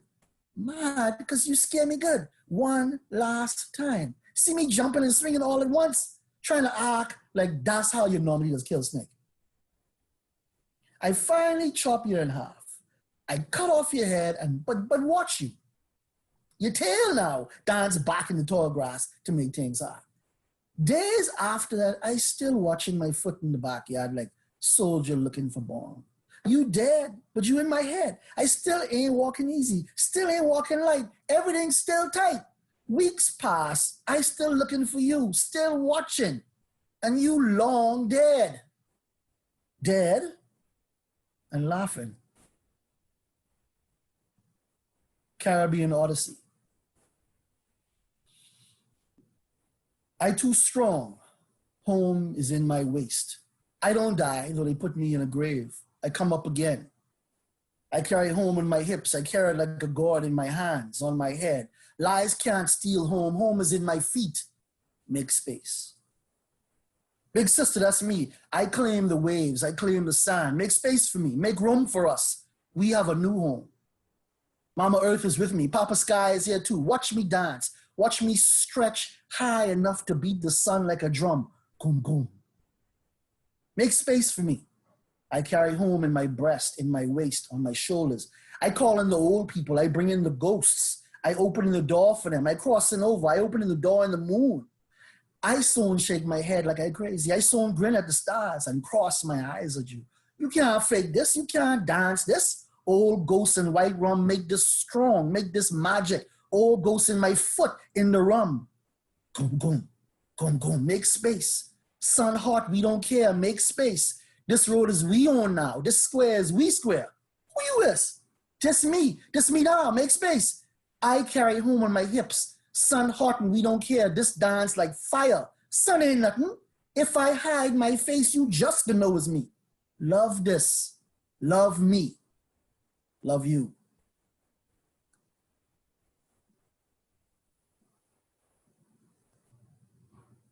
Cycles. A teenager on a trail bike in orange shorts in Ponta Pit, doing wheelies in the street, not rushed at all, a leisurely pace, a red bike too small for his frame. With little effort, he raises the front wheel and makes the iron pony walk on its hind legs, the length of the block. A born showman, then he circles, pleased perhaps or not, and performs the feat again, this time making a Renault Elf wait until he's done. Here, in the 2 o'clock sun in Port-au-Prince. See me Christmas morning on the new bike, a Playboy, deep sparkling blue stars and ocean mixed, going faster than I ever had, moving by my own strength, faster, faster, black boy, blue bike, pedaling, churning, hurtling, the wind in my ears, the sun and trees cheering, as if Christmas morning was my day, not the Lord's. Boys possess such bravery and such blindness. But I did see the sand in the road. I did. I just didn't know what it meant. Make a stone skip across a pond and you have what looks like the Caribbean. The points the stone hits ripple into islands. Just so we live, apart and together, divided by our sounds, sharing the same land, the same rocks, peaks, water covering the valleys between. This is what I thought when I saw him, a boy, a brown boy, black curly hair on an Havana street, pushing himself along with one leg, the other balancing on wood and wheels, pushing himself and pushing me too, a younger me, a boy in Nassau, laughing in the sun, in days of mango and guava, coconut and plum, sea grape and almond, he and I, born on the same rock, divided by water, by years, by sounds, he and I, riding wooden scooters, pushing ourselves along, feet touching tarmac like a stone touches water, rippling islands. The last poem is one I'm working on, and I haven't finished yet, and it's about Dorian, because I'm here in Grand Bahama. And, I only really started this when I agreed to do this reading. I haven't written a poem in a long time. It's called Dirge. Mama says she sees 70 hurricane season. What's one more? They come on TV and say, leave, evacuate. They come to her little place and say, leave. Mama says she sees 70 hurricane season. Cyril built that house. Every inch is history. Been there 40 some years, 7 children born there. Sunday morning peas and rice, Saturday stew fish. Mama member cassava and sweet potato and pumpkin vine she catching. She see 70 hurricane season. She tell the pretty reporter she ain't leaving her house. She see hard sideways rain. She hear wind howl like wolf. She watch when God clap hands and folks turn soldier crab. She was there when white fire come down like centipede tail and sting the church steeple. 70 hurricane season, that's plenty storms. Wet ones, windy ones, loud ones, loud ones, wild ones. When wind like a whistling train yank 4 roof clean off. 70. Waist high water ones, walking tornado ones, lightning kill a neighbor dead ones. But mama ain't never see one like this. And when she lose her grip and fall in the cold black water, sea and sand, sea and land was one. A salt and mud burn her eyes, she call her own mama name and say, I'ma see Cyril soon.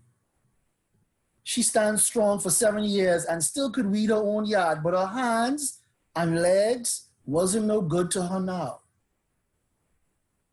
All was left to do was pray and brace herself to meet the maker of storms. Thank you.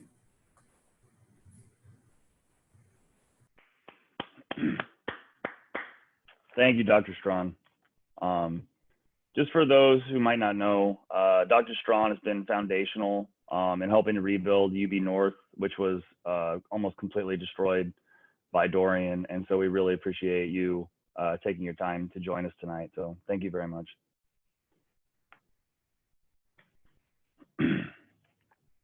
Next up, we'll have Sonia Williams. Sonia Williams is a critically acclaimed director, performer, educator, writer, and researcher in African Caribbean literature. Her first novella, This Too Will Pass, has become commonly used in Barbadian schools. Her poetry collections, Her Bald Head Luminous and On Livity, took 3rd prize in the Frank Collymore Literary Endowment in sequential years.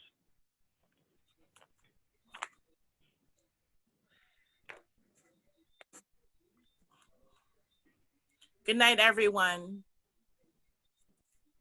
Can you hear me? Yes, ma'am. Okay, it's wonderful to be here in your company, in your communion. Everyone is so powerful.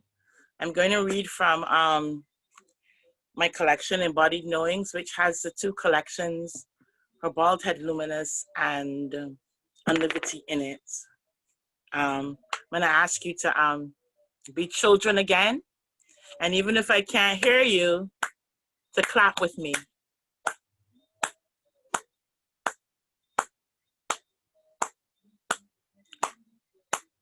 It's called Girls and Boys. Girls, girls, little hanging, shining, dangling, blowing, blow, tingling, jingling, boys with caps on corners, changing hands, shuffling cars, smooth talk, smooth skin, ride bicycles, ting-a-ling-a-ling, girls and boys, ting-a-ling-a-ling, girls and boys. Boys run over girls like toys. The next one I'm going to read is Contradict Me Not.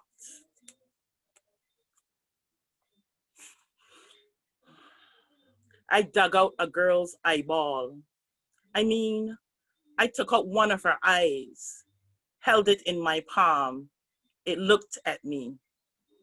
I gave her back. She put it in the socket, did not even squirm, put it right back in, rolling her eyes all the way round in her head. Like the woman of the forest, contradict me not, sitting, head on her lap, picking lice from the roots, her eyeballs rolling round so she could see herself. She put her head back on, fitting it straight on the neck, lifting the forest onto her back. Her body grew into the size of the planet Mars. I did it once more, put my finger in her eye socket, took out the same eyeball, held it in my palm. It looked at me. I gave her back. She put it in, did not bleed. Contradict me not, or I will take your heart in my hand. The next piece is Unspoken. 1. All day long, tears tumble down my cheeks. Here, where my tears has dug trenches, my wrinkles will form. My face is a riverbed of sorrow. 2. Every night I lock the door to my room. I cannot sleep. I switch the channels. Every night I lock the door to my room. 2 weeks pass. Sleep comes more easily. Every night I lock the door to my room. The moon is full. Sleep comes quickly. 3. The dream is here again. I am outside of my body, watching him between my legs, watching him feed. Daddy is a vampire. 4. The next morning, I look in the mirror. I look at the sore pink flesh. I look to see what is there. I look at me in my face. I do not like me in my eyes. I open my mouth. No sound comes.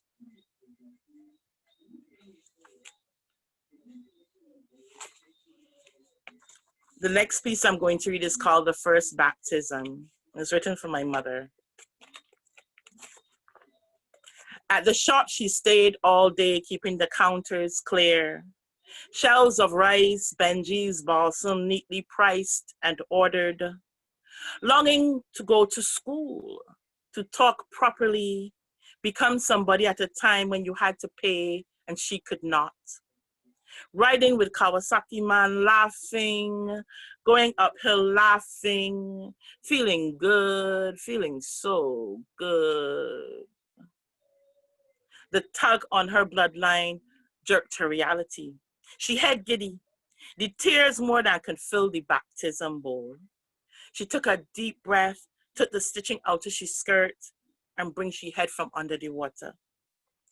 So young and so bright, it has happened to the best of them. She dead, daddy must see roll over in his grave. But who child it is though? And she sings sweet like the saved. The Lord's my shepherd, I'll not want. Up at 4:30, drink tea with milk, eat biscuits with butter, and walk the bends. Down, down, down hill. Swallow enough shame face, enough call names, keeping she peace. Down, down, downhill. And the belly grow big and heavy. She voice light. The Lord's my shepherd, I'll not want. A donkey cart come down the road, see she, feel for she. Dancing me and that dead child. Feel for she and give she a ride. Down, down, down to Spike's Down. Standing behind the counter, counting the money in her head, natural soul. She treats each customer with a smile, cocking she head pon a side, natural soul. Living each day, no grumble, walking the bends, just humble, saving each penny. The baby girl come, and she sing lullaby. The Lord's my shepherd, I'll not want. He maketh me down to lie.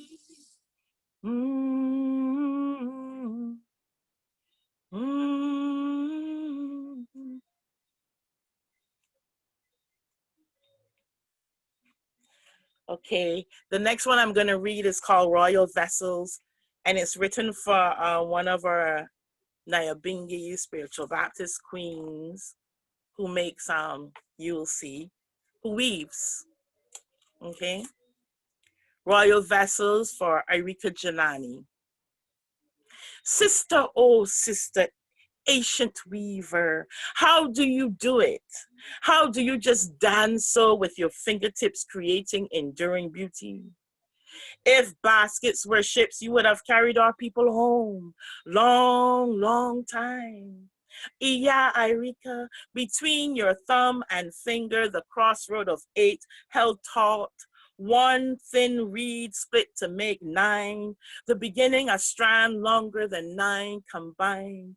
Boldly bending with each fingertip.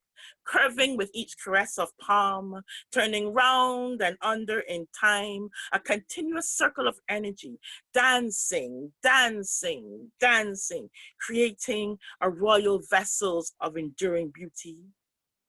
Which spirit do you carry? Grass is my mother. Unity is my strength. See I, soft in water, mature in shade, made to endure at the base, made to endure the weight, carrying his story, carrying her story, saying I am a carrier of ancestral weavings, magical healings. Carry I home. I will sit with you in your palace, moonrise after moonrise. I will now go to the On Liberty section, and I'll start with a little jazz. You can just snap your finger and have a good time. This one is written in Tobago, and it's called Bird Life. Yeah. Bird soar, bird sing, bird land it sings, bird squeal, bird squawk, bird shite, bird talk, bird wheel. 1 alone, 2 together, 3 together, 4, crisscross roundabout, in and out, go, and bird. Bird score, bird sing, bird land it sings, bird squeal, bird squawk, bird shite, bird talk, bird wheel. 1 alone, 2 together, 3 together, 4, crisscross roundabout, in and out, go, bird fling, bird song, bird ting, bird land Tobago. And I'm gonna write on Trinidad a bit. I'm gonna read some short pieces on Trinidad, okay? Postcard 1. And as I read it, I think of Camel. Yeah? Camel Brathwaite. Postcard 1. At Balandra Bay, small fishing boats held stern by rope to pole, to moor the vessel in the cove like a womb. Fishermen, skin weathered by salt and time, sleep here, in beds of second-hand wood, in sheds with openings for windows, taut line at the side with yesterday, tomorrow's clothes, nets hanging out back, the smell of fish in the air. Fishermen rise, rub night from them eyes, look beyond curved, sharp-edged rocks jutting dangerously across calm waters to the open sea. It is there that men are born. It is there that men die. Postcard 2. Now cruise ships' debris desecrates this wild northeastern beach. Plastic spring water bottles do not die, do not go to heaven. Flip-flops walk to where only Jesus walked before, and they see black with vexation. Oh, Jesus Christ, oh, Krishna, oh, Selassie I the First. Postcard 3. Rampalnalgus boulders like primordial monoliths guard the northeastern water flow from the Rio Orinoco. Its tributaries bend the lifelines for mounting people of Ra, people of mystery, people of all worlds. The salt sea, blue, green, white skirt flouncing, crashing down again, beating against the shore, turning in on herself, dancing Yemayao Lokun. When she done, the sand clean, till almonds slip silently from tree, till red leaf fall again, till dog bring bone, till driftwood to bay go. Postcard 4, the last of the postcard. River water is clear so. Stones flush from downhill rush in rainy season glitter. And how it bubble, like young girl giggle falling over edge, racing innocently downhill, hungry, tumbling over trials to meet her sister. River mouth touch sea, tasting her brine and repeating line along Salabia Bay. Sisters embrace, bitter water for the healing. I'll now go to another section of the collection. And I'm tempted to read something I hadn't planned, which is something I wrote in Brooklyn. Most of the stuff here that I've read is Barbados and Trinidad or Tobago. In Brooklyn, this lost daughter, skin pale gray with coal, caged in fossil stories of passageway. There is no sun view, no warmth of day to comfort this soul's longing for touch, for communal hallelujahs of home. Thin wafers of potato chips cannot nourish young bones. Old reruns of Gilligan Islands cannot heal the loss of bloodline. Gashes in her story gangrene with time, she sits by her window, 9 floors high, transatlantic bones clove in winter's dress, looking in. I'm gonna come forward to different moments of love. I'm gonna read a piece called Light on Water from Makemba Kunle. Touch me again and again. Order my path to joy. Jewels of light only last moments on the sea. Touch me now while we are here in harmony. Anchor me to the truth in this communion of love, this sacrament of light. Jewels of light last only moments on the sea. I'm going to read the last embrace for Louise Paris. Another love. You left in your time. It is enough, you said. It is enough.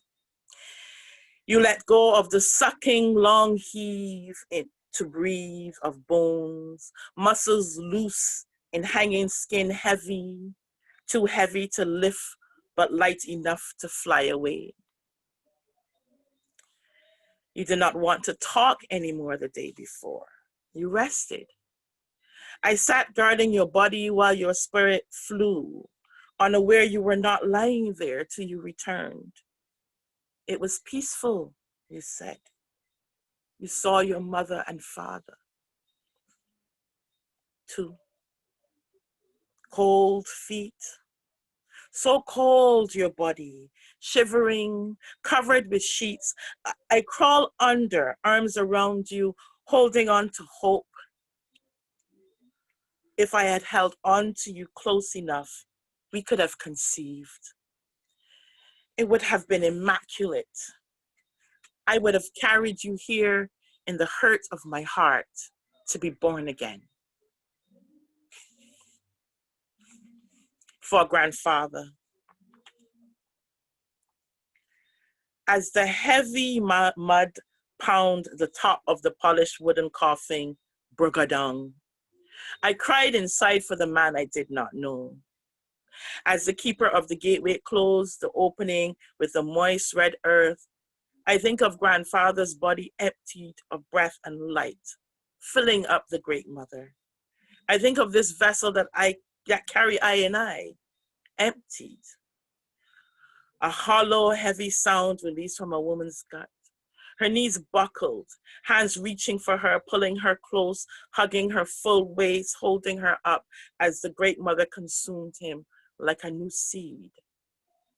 And I sang him a praise song, an offering to their union, as his new bride grew a mound, a pregnant mother in a summer dress of flowered print. The last piece I'm going to read, I wrote recently over what we would call the COVID experience.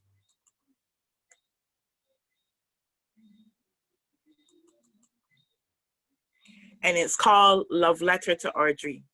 The lighting is going to change a bit, forgive me.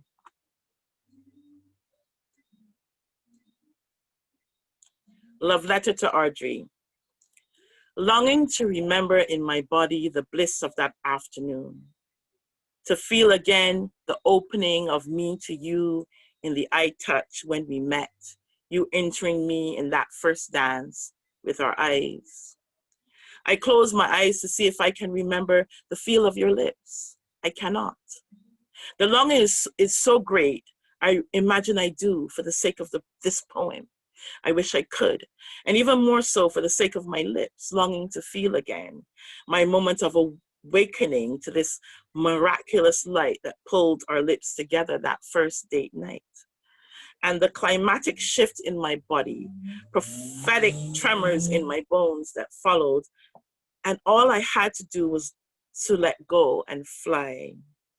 Fly into rays of new rhythm of drum beat, deep aching in the belly of the sound, your fingers tapping me to say, come with me. Sapodilla slivers of fleshiness, the scent of grains of its juice on my top lip, reminds me you are my ripening into the glory of me, into knowing I am, just as I am enough. And when you did my hair, each lock oiled, roots detangled, head clear of worry, the caring, the hearing of me in the silence of palm rolling, the laughter in the overstanding. Each night behind closed doors, holding you, I was conceived again. Give birth to me again, powerful in a love that could not walk through Coronation Market or lay naked on the bay of Frenchman's Cove, where river meets sea, our hands hold in New Kingston, or hold hands in New Kingston. I did not know then that in the evening of my life, when I asked what of love, I would search for moments with you, Audrey, and find that I could no longer feel you, could not see the many days, the many hours and minutes and seconds lost somewhere, only photographic images of openings and ruptures. I did not understand then that you, woman, creating those moments with you, woman, was worth the standing outside of the way it was supposed to be. It was said it was supposed to be, was worth the stares, the madness in my head, and the shame. So I ran, been running ever since. Okay, thank you guys. I think I'm gonna end there. Thank you. Thank you so much. It's really nice. Thank you for sharing your poems, and it's just nice to have your postcards to Brathwaite, and then as Kendall's poem indicated, I mean, the loss of him this year was just seismic across all poetry across the world. It was shocking, I think, to all of us. So thank you so much for joining us. We're kind of over time here, and so I just want to kind of open one question to the panel. I had a couple questions in mind, but because at UB we are building a creative writing program, and so we're trying to grow this and trying to link the Blue Flamingo in with it. So since you're all seasoned writers and well into your careers, my question to all of you would be advice for younger writers, younger or beginning writers, just in any sort of tip, inspiration, things you found, struggles you had working through a genre, since you all write in so many genres. It's really wonderful. Things that roadblocks that you encountered, ways you got around that, just little tidbits that you can give, because our young writers show so much promise and so many gifts, and yet at the same time, as a writer, you can run into that self-imposed roadblock and just stop yourself immediately from even pursuing it. So any advice to the panel, to all of you, that you might have for younger writers? I'm just going to unmute everybody that I can.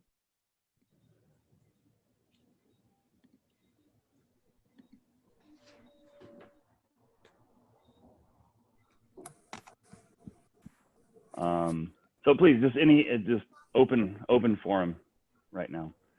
I've lost Christian and some of the others, so sorry. Please, sorry. I'll just mention, I always feel like an emerging writer, like I'm always becoming a writer, no matter how many pieces are published, how many books are out there. I guess just to keep writing. Of course, writing gets better over time, that you're not going to have that first amazing poem off of one draft, or you won't really reach the poems that you want in the beginning of your writing.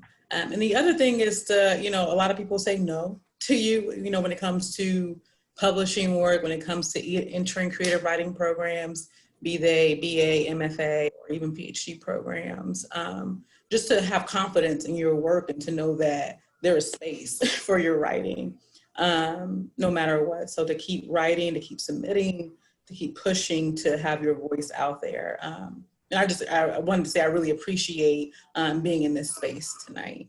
This is also a very affirming space for me as a writer, hearing whatever out there, to be able to be welcomed and to share my work. Thank you for being here, truly. Well, I guess what I want to say is that no matter what you're really writing about is always your inner life. If it's what you think and feel about whether it's stuff that's going on outside of you, inside of you, you're really always writing about your inner life all the time. So I guess the first thing is you have to kind of make almost like a vow to yourself to try to be always honest with yourself while you write. I would say I wouldn't, honestly wouldn't encourage anybody to think of writing as a career. It's a way to keep understanding yourself. Yeah, the other things may come. I mean, you may get published, and that could be a matter of a whole lot of different factors can come in. I think I've been very lucky, quite frankly. But I mean, I think honestly, I'd say don't think of it as a career. Think of it first as a journey you're making in yourself. You try to understand yourself the best you can, and in making that journey, all kinds of models of writing can help you. So the more you read, the more you listen to other writers, whether spoken word and otherwise, and so then the more you have to draw from when the words start to shape themselves inside of you. If they can be shaping themselves from a range of experience of all kinds of ways in which the word is used, then the more chance you have of really hitting the nail on the head. So yeah, talk to yourself. Be honest with yourself, and read and listen a lot. I love that. Yeah. Yes. Mm-hmm. Yeah. Dustin, if I may, there is a question from Dr. Rodney Smith in the chat. And I think this can be addressed to all. So as you have posed your question to all our readers, the question is, do most Caribbean poets tend to be social activists? Well, Marie, I just want to respond before I get to Dr. Smith's question. Well, let me just say quickly, give thanks, Marie, Craig, Dustin, everybody who sort of made this event happen. Grateful to everyone to be in this space, But in terms of to the younger writers present, I want to echo Simone and Kendall and say, listen, endurance is a real thing. And no matter how, there's also, that kind of, to echo the inner life, there's an inner endurance, so one thing, no matter what people say about your work, will you continue, right? And then on the flip side, no matter how fantastic you think you are, real life will deal with you, so there are two ways that endurance works. And then the other things that I want to say, coming into contact with a lot of younger poets in terms of my students, both grad and undergrad in different places in the world, is that one big or a couple of big things that I really, really want to emphasize is to read against the grain of your own taste. Read against the grain of your own taste. So in other words, I think it's deeply important to read your traditions, but you have to do something paradoxical. You have to read into your traditions to figure out your place, but you also have to sort of read beyond your own boundaries. And part of it is also, that is a kind of self-claiming of your own body. In other words, if you're a Black Bahamian woman, no matter what you read, you could read Marion Bethel, and you could read John Keats, and you could read Federico Garcia Lorca, and you're going to be reading as a Black Bahamian woman. In a way, your own sort of body and spirit is going to sort of influence that reading. And so I sort of worry just about younger writers who are really not reading their traditions and also are not reading beyond, sort of reading the world. So I really, really, really encourage you to read against the grain of your own taste. Yeah. I'd like just to jump in there, if I may, to back up what Christian was just saying about reading. I've never met a good writer who was not a great reader, Right. So I think it's really very fundamental. I mean, they say reading is fundamental, but if you're going to be a writer, you got to read 5-10 times as much as you write. Mm-hmm. And, and you got to read, indeed, as Christian says, beyond your own, what I would call comfort zone, or what has been assigned to you as a syllabus, or you got to just read and have that first for knowledge, because at the end of the day, that's what this is all about. You know, self-knowledge, to link up with what Kendall was saying. And also, and I think this is also very, very important, you got to be open to criticism. Yeah. You know, a lot of us can't take, you know, any bad criticism at all. You know, I think that's vanity, you know, in a sense. But you got to be open to criticism, because there are people who, you know, probably would look at your work and say, hey, you know what, you know, you could do this better, you could do that better, or you know, you're not hitting the right notes here. Yeah. And it doesn't mean that you have to accept everything they say to you, but you really got to. I always, in my book on Salted Tongues about the literature in St. Martin, I wrote an essay on the role of criticism, you know, and you cannot have great literature without good criticism. Yeah. So Yeah. that would be what I would tell any aspiring young writer. Read 10 times as much as you write, and be open to criticism. Yeah. If I could quickly add, I would say that it is important to keep seeking until you find critical readers. Yeah. Because you can find people who will read everything. They don't have any real valuable contribution. Oh, that's nice.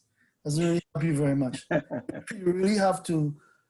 And when you find someone who can actually engage you on the level that you need to be engaged on, that's a precious. Yes. Yes. And the older I get, the more I want criticism, the more I want someone who I know is not, oh, just so impressed with me. No, look at the work and talk about the work. And then the other thing I'd say is, you know, some advice I got from Kwame Dawes, and I wish I'd done it. I haven't done it, but it is the right advice. Which is to read, which is to write all the time, write every day, write every day. I don't just write poetry, so sometimes, especially with poetry, I'd say you really should have something you're scribbling on every day, because and don't throw anything away, even a phrase, hold on to it, because he'll find a poem eventually. So write all the time, and you don't have to be inspired to have an occasion, or, you know, just write. Make it something that you just do every day. Yeah. Hi, hello everybody. I'm here in St. Lucia with Kendall Hippolyte. Just want to say it's great to be with you all, and many friends I recognize, many friends here. And I certainly agree with all that's been said up to now. Read, write. Read within your tradition, read outside of your tradition. But something that occurs to me, even coming out of the readings tonight, I listened to Simone Savannah, whose work I've really, first time I'm hearing, I really like what I hear. And then I listened to Sonia Williams. Just use those two. I mean, others read tonight. But I think to add to the reading and the writing, especially since these days, we live even more in the oral world. I mean, we had it before, we'd get together for readings and so on. But today we're all on Zoom and we're doing this kind of thing, which is great. But I listened to Simone, I listened to Sonia. So I'm adding to the aspiring writers, and even to us who have been around for a while.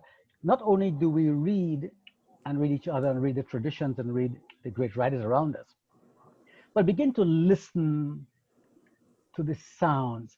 We all come from the African diaspora, pretty much most of us from what I can see here. Simone is from the States. We're from different parts of the Caribbean. Fabian has, I think, Nigerian connections.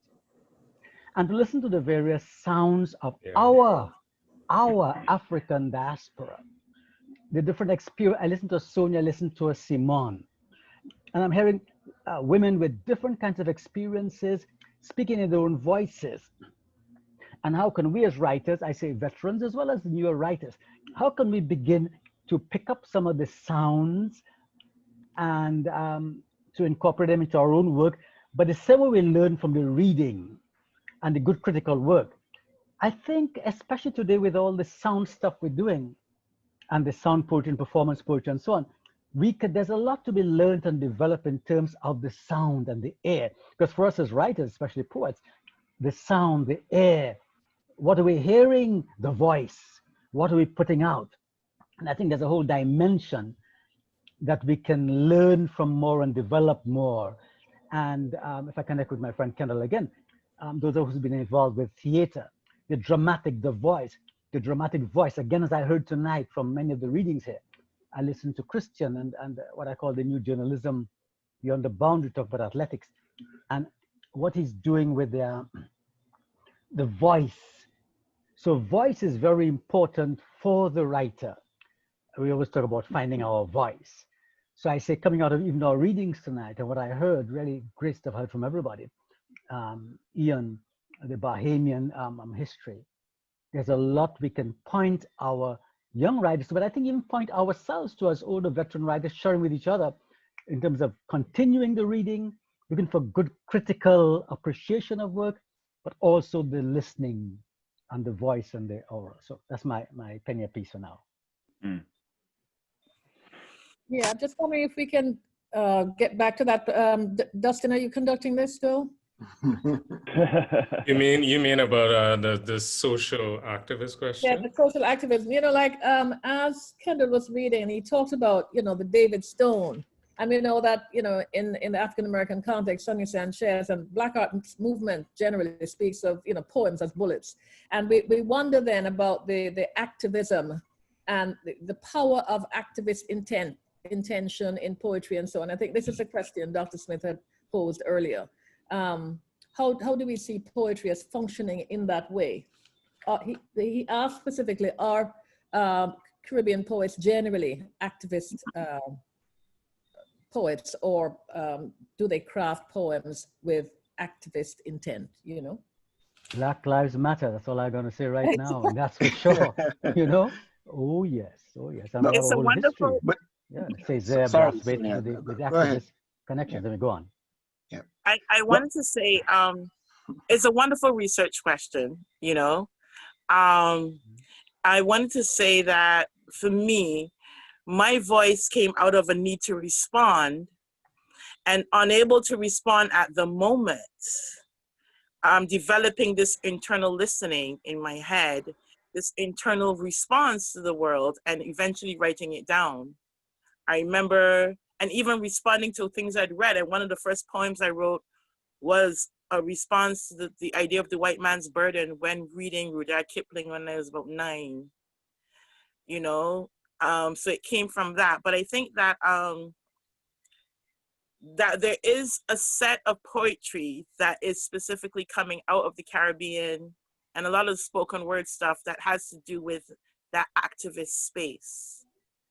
And that the poet's journey, I think, and I dare not speak for all poets, but the poet's journey is so much about the internal questions, about the bigger questions of life.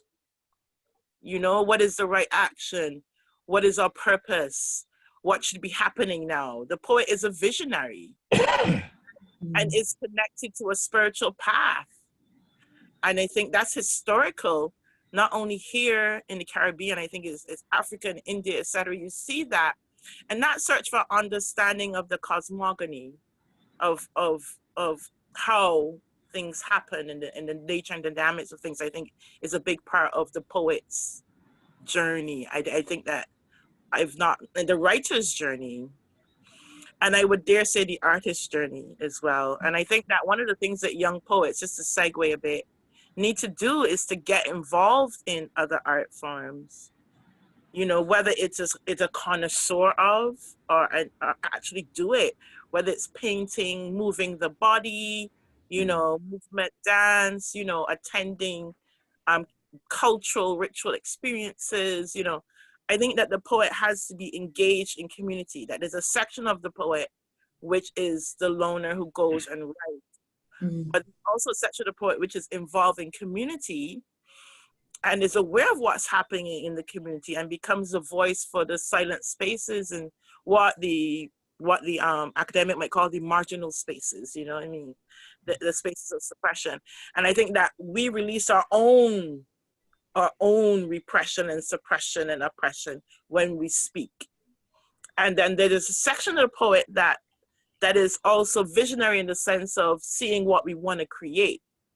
And so that's where we have, we become aware of like, not just the struggles in the community, but also the things that work, you know, the lessons of nature.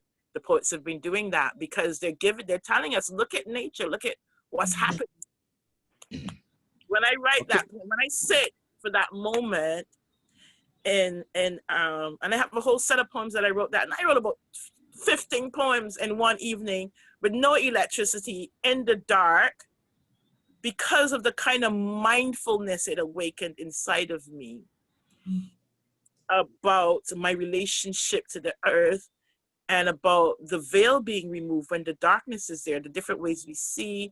So that the poet is also a kind of philosopher, you know, that brings a particular perspective in a time and place, you know, and also a kind of, some can be even shamanic in awakening possibilities of healing because of the language, etc. So I think it's about the function of art. And you know, in Africa, there wasn't a word for art, you know? There still isn't. Yeah, there isn't a word for art. Art is a marketplace word, you know what I mean? There Like, still isn't. The art market. But it is about spirituality. It's about connecting back to our spirit. From the time we go into that meditation, that inner voice, we're connecting to our spirit. And this is what's lacking a lot, even in university spaces, the embodiment, because, and the connection to the spirit, because there's such an emphasis on the mind and the dividing of the person, of the entity, and the mind is given this preference. So I think also that orality and our language, the language of the Caribbean, is so poetic and so beautiful, and of the Black diaspora and of the African diaspora is so full with possibilities. And so I'll stop there, but these are where we need to go. We need to go to our roots and the routes that have taken through the world and look for meaning and significance in it, and listening to what's around us, and that we've been doing it. We need to tap into our memory and our communal memory. We've been doing it. And there are places we recognize it in other aspects of how we dress in the winter. You know, we are in New York, we're in the winter, everybody's wearing black, and we come out with a red coat. You know what I mean? Or we dash on these, you know, and it's not yet Christmas. We come out, we dash on these colors, we start to, you know, our communal is responding to this darkness, this gray, with the color of our hair, and, you know, what we do with our bodies. And so that whole search into the embodiment of it, you know, and I think that female poets, is there a difference between the female poets and what the male poets are writing? Are the male poets connecting to themselves? Are they just writing? Are they connecting themselves through talking about the larger issues of the politic? And are we talking about the body politic? You know, where are we starting with our poetry? I think it's also interesting to hear the diasporic men and women's voices, and, you know, and hear what we choose. What is it that we're going to choose? What are we most connected to? And what do we choose? And the importance of recognizing that your choice is a part of this bigger story. It's okay that you write about this. I remember going to a workshop once, I won't say it, a very important workshop, and one of the female leaders of the workshop, the two facilitators, asking me, why am I writing about women vaginas in a poem? Is this the right topic for the poem? That's what she asked me. But is this the right topic for the poem? I have pushed that poem away. I've not really read it anywhere. Oh, no. Because someone said to me, you want to hear it. Oh, no. So, ladies and gentlemen, hello. So it's about 8:30 right now. We're about half hour over the allotted time. And I really appreciate everyone coming in and spending the time with us. And I don't want to overextend anybody. And so I would like us to wrap up, but I want to thank you all for being here. Thank you for agreeing to read for us. This was an amazing evening. we, you know, I don't have the words after all you poets. No. Whatever I'm going to say is going to sound ridiculous, but suffice to say, I really enjoyed the time that we had, and it sounds like you did too, and it sounds like we want to do it again. And so, let's do it again. Yeah, so yes, part of the Blue Flamingo Literary Festival, we try to put on an event at least once a month. The major event is in March. For that event, we plan to have a poetry contest. We plan to have poetry writing workshops and so on. And hopefully we can call upon some of you to be a part of those upcoming events for the Blue Flamingo Literary Festival as well. This presentation was taped, was recorded, and so we will have that. If you're interested in having that, we will have that available for you as well. But I would just like to again thank you all for being a part of this event. I would like to thank the Blue Flamingo Literary Festival committee members for their work this semester. You know, at the beginning of the year, we were all very disappointed because we had put in a lot of work for the Blue Flamingo Literary Festival for the spring. But I'm so happy that we were all able to work this out so that we could create this online platform. And in many ways, this may have even worked out better because we were able to connect with people who otherwise we may not have been able to connect with. Speaking with Kendall earlier in the week, he was saying that he was supposed to come to the Bahamas a while back, but that didn't work out. But I'm glad he was able to join us in this way. And as soon as everything opens up, hopefully we can invite him and you all down to come to University of the Bahamas to speak, to read, to run a workshop. So we will keep in touch, and thank you all once again. I really appreciate you being here. Thank you, everyone. Thank you. Thank you. Thank you. Blessings. Marvelous, marvelous. Wonderful. Yeah. Beautiful work. Thank you very much. Very nice. Do it soon again. Blessings Yes, all. Sure. Sure.